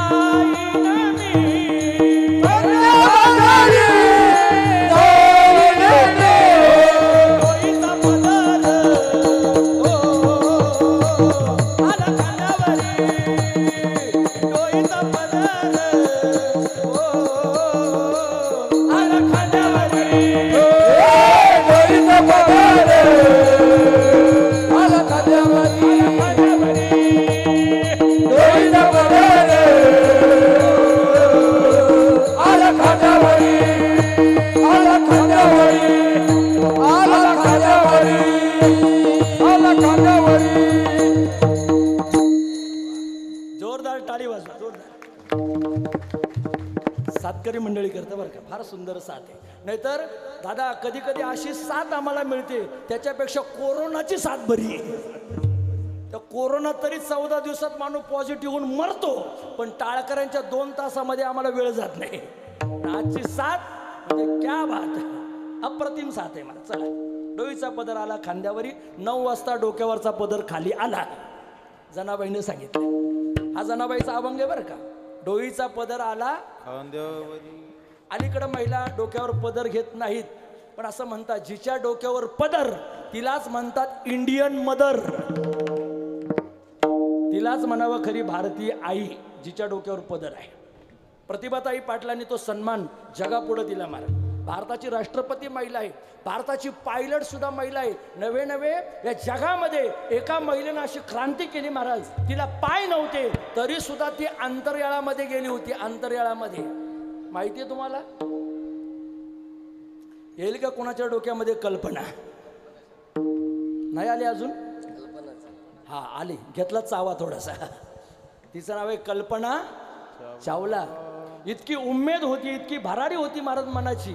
पाय नसताना सुद्धा तिनं अंतर्याळ गाठलं महाराज. आजही महिला कोणत्या क्षेत्रामध्ये कमी नाही, प्रत्येक ठिकाणी. धार्मिक क्षेत्रामध्ये सुद्धा पुरुषांपेक्षा जास्त गर्दी कोणाची राहते? सोमवारच्या दिवशी शंकराच्या मंदिरात कोणाची गर्दी? तर पवित्र श्रावण महिना चालू आहे. हे भोळ्या शंकरा, आवड तुला बेलाच्या पानाची. इतकं शंकरावर प्रेम राहतं, इतकं शंकरावर प्रेम. मी एका महिलेला विचारलं, का हो तुमचं शंकरावर जास्त प्रेम का? ती म्हणे महाराज त्याचं कारण आहे, माझ्या पतीला मी शंकर मानते म्हणे, भगवान शंकर मानते. आणि पती हा कोण असतो? परमेश्वर असतो. अरे वा. म्हणलं मग तुमचा पती तुम्हाला किती आवडतो? म्हणे अप्रतिम, फार प्रेम करतो म्हणे आम्ही एकमेकांवर. म्हटलं मग तुमच्या पतीला तुम्ही काय म्हणतात? म्हणे माझा पती इतका भोळा, इतका भोळा आहे, जणू काही तो शंकरा पुढचा नंदीच आहे. नाही कळालं?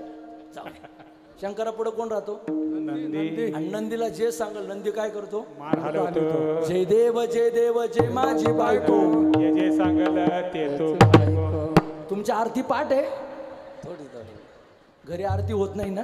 नाही बाबा. जय देव जय माझी बायको, आणि जे जे तू सांगशील ते ते मी ऐकू.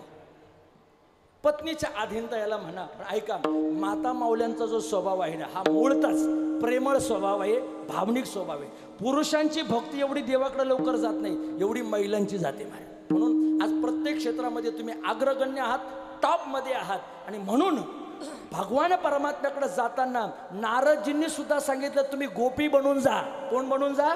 यथाव्रज गोपिका नाम. भक्ती करायची असेल तर गोपिकांसारखे करा. नारद भक्ती सूत्र उघडा, वाचा त्याच्यामधल्या काही टिप्स. गुणरहितम, कामनारहितम, प्रतिक्षण वर्धमानम, अविच्छिन्नम, सूक्ष्मतरम, या सगळ्या पायऱ्या ओलांडल्या फक्त गोकुळामधल्या गवळणींनी. त्या आपल्यासारख्याला करता आल्या नाही. म्हणून परमात्म्यानं पहिलं दर्शन गोपिकांना दिलंय. काला गोपाळांना नंतर दिला. पहिली रास क्रीडा आणि नंतर काला. विठाला विठाला.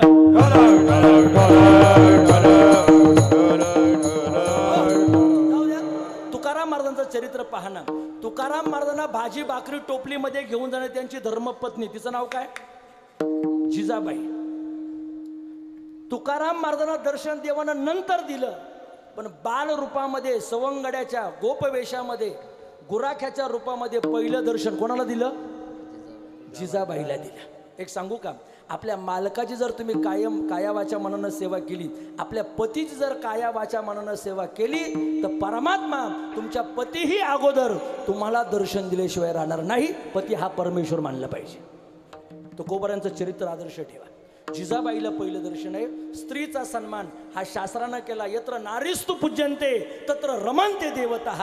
म्हणून ज्ञानोबारांनी या दुसऱ्या चरणामध्ये स्त्रीत्वाची भूमिका घेऊन पांडुरंगाकडे मागणं केलं. जाई नगे मायेतया पंढरपुरा, काय करीन भेटेन माहेरा आपुली.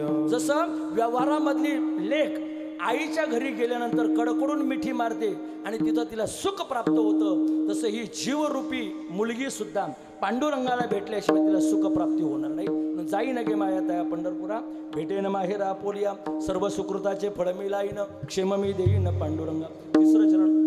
तिसरं चरण असं सांगते, देवाकडे जाताना काहीतरी घेऊन गेलं पाहिजे. महत्वाचा विषय सांगतो आणि थांबा घेतो.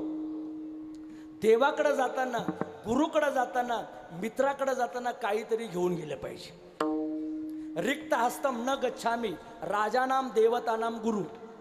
राजाकडे जाताना काहीतरी घेऊन जा, मित्राकडे जाताना काहीतरी घेऊन जा, गुरुकडे जाताना काहीतरी घेऊन जा. आणि एखादा पेशंट जर हॉस्पिटलमध्ये असेल, दवाखान्यामध्ये असेल, तर त्याला भेटायला जाताना सुद्धा काहीतरी फळं घेऊन जा. पण कंसात एक वाक्य सांगतो, ती फळं म्हणा, ते फ्रूट म्हणा, ते पेशंटलाच द्या, सांभाळणाऱ्याला देऊ नका. नाही तर बऱ्याच वेळेला काय होतं, पेशंट नुसतं टुळू टुळू पाहतं आणि खातो कोण? सांभाळणारा. सांभाळणाऱ्याचंच वजन वाढतं, पेशंटचं वजन घटून जातं. पेशंटला द्या. तसं ज्ञानोबा म्हणतात, मी पांडुरंगाकडे जाईल पण सुकृत नावाचं फळ घेऊन जाईल. सुकृत म्हणजे पुण्य. पुण्य तुम्ही देवाला अर्पण केलं का देव तुम्हाला दर्शन देतो. सर्व सुकृताचे फळ मी लाईन, क्षेम मी देईन पांडुरंगा. क्षेम शब्दाचा अर्थ देवाच्या चरणाला मिठी घालीन आलिंगन. क्षेम मी देईन पांडुरंगा. बरं, असं झालं का मग तुमचं जीवन काय परिवर्तित होईल ज्ञानोबा माऊली म्हटले, मग पांडुरंगामध्ये आणि माझ्यामध्ये तीळ मात्रही फरक राहणार नाही. अभंगाचं शेवट. बाप रखुमा देवी वरून विठ्ठलाच्या भेटी, बाप रखुमा देवी वरून विठ्ठलाच्या भेटी.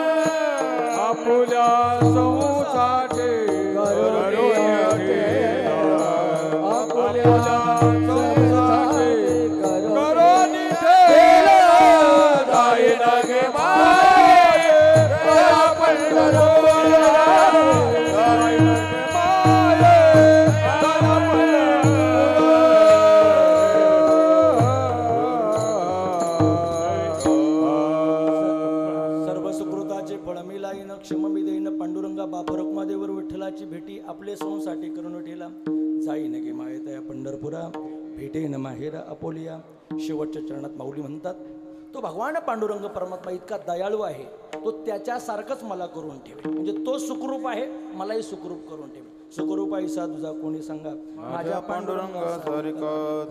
आपल्याला जर सुख पाहिजे असेल तर आपुला तो एक देव करुणी घ्यावा, मग तेने विन जीवा सुख नोवे येरती माईके दुःखाची नाही आधी अंती. भगवान परमात्मा आपला सकाराम. ज्ञानोबा म्हटले, मी जीवनामध्ये देव प्राप्त करून घेतला, मला सुखाची प्राप्ती झाली, मला ज्ञानाची प्राप्ती झाली, आणि तेच ज्ञान सुखाच्या रूपानं मी जगामध्ये वाटण्याचा क्रम केला.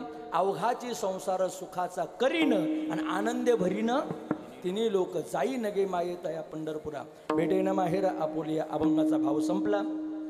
संप्रदायाच्या नियमाप्रमाणे मधलं विठोबा रखुमाई भजन घेऊ आणि लगेच काही मिनिटांमध्ये आपण सेवेला पूर्ण विराम देण्याचा प्रयत्न करू. हातानं टाळी वाजवा आणि मुखानं परमात्म्याचं भजन. विठोबा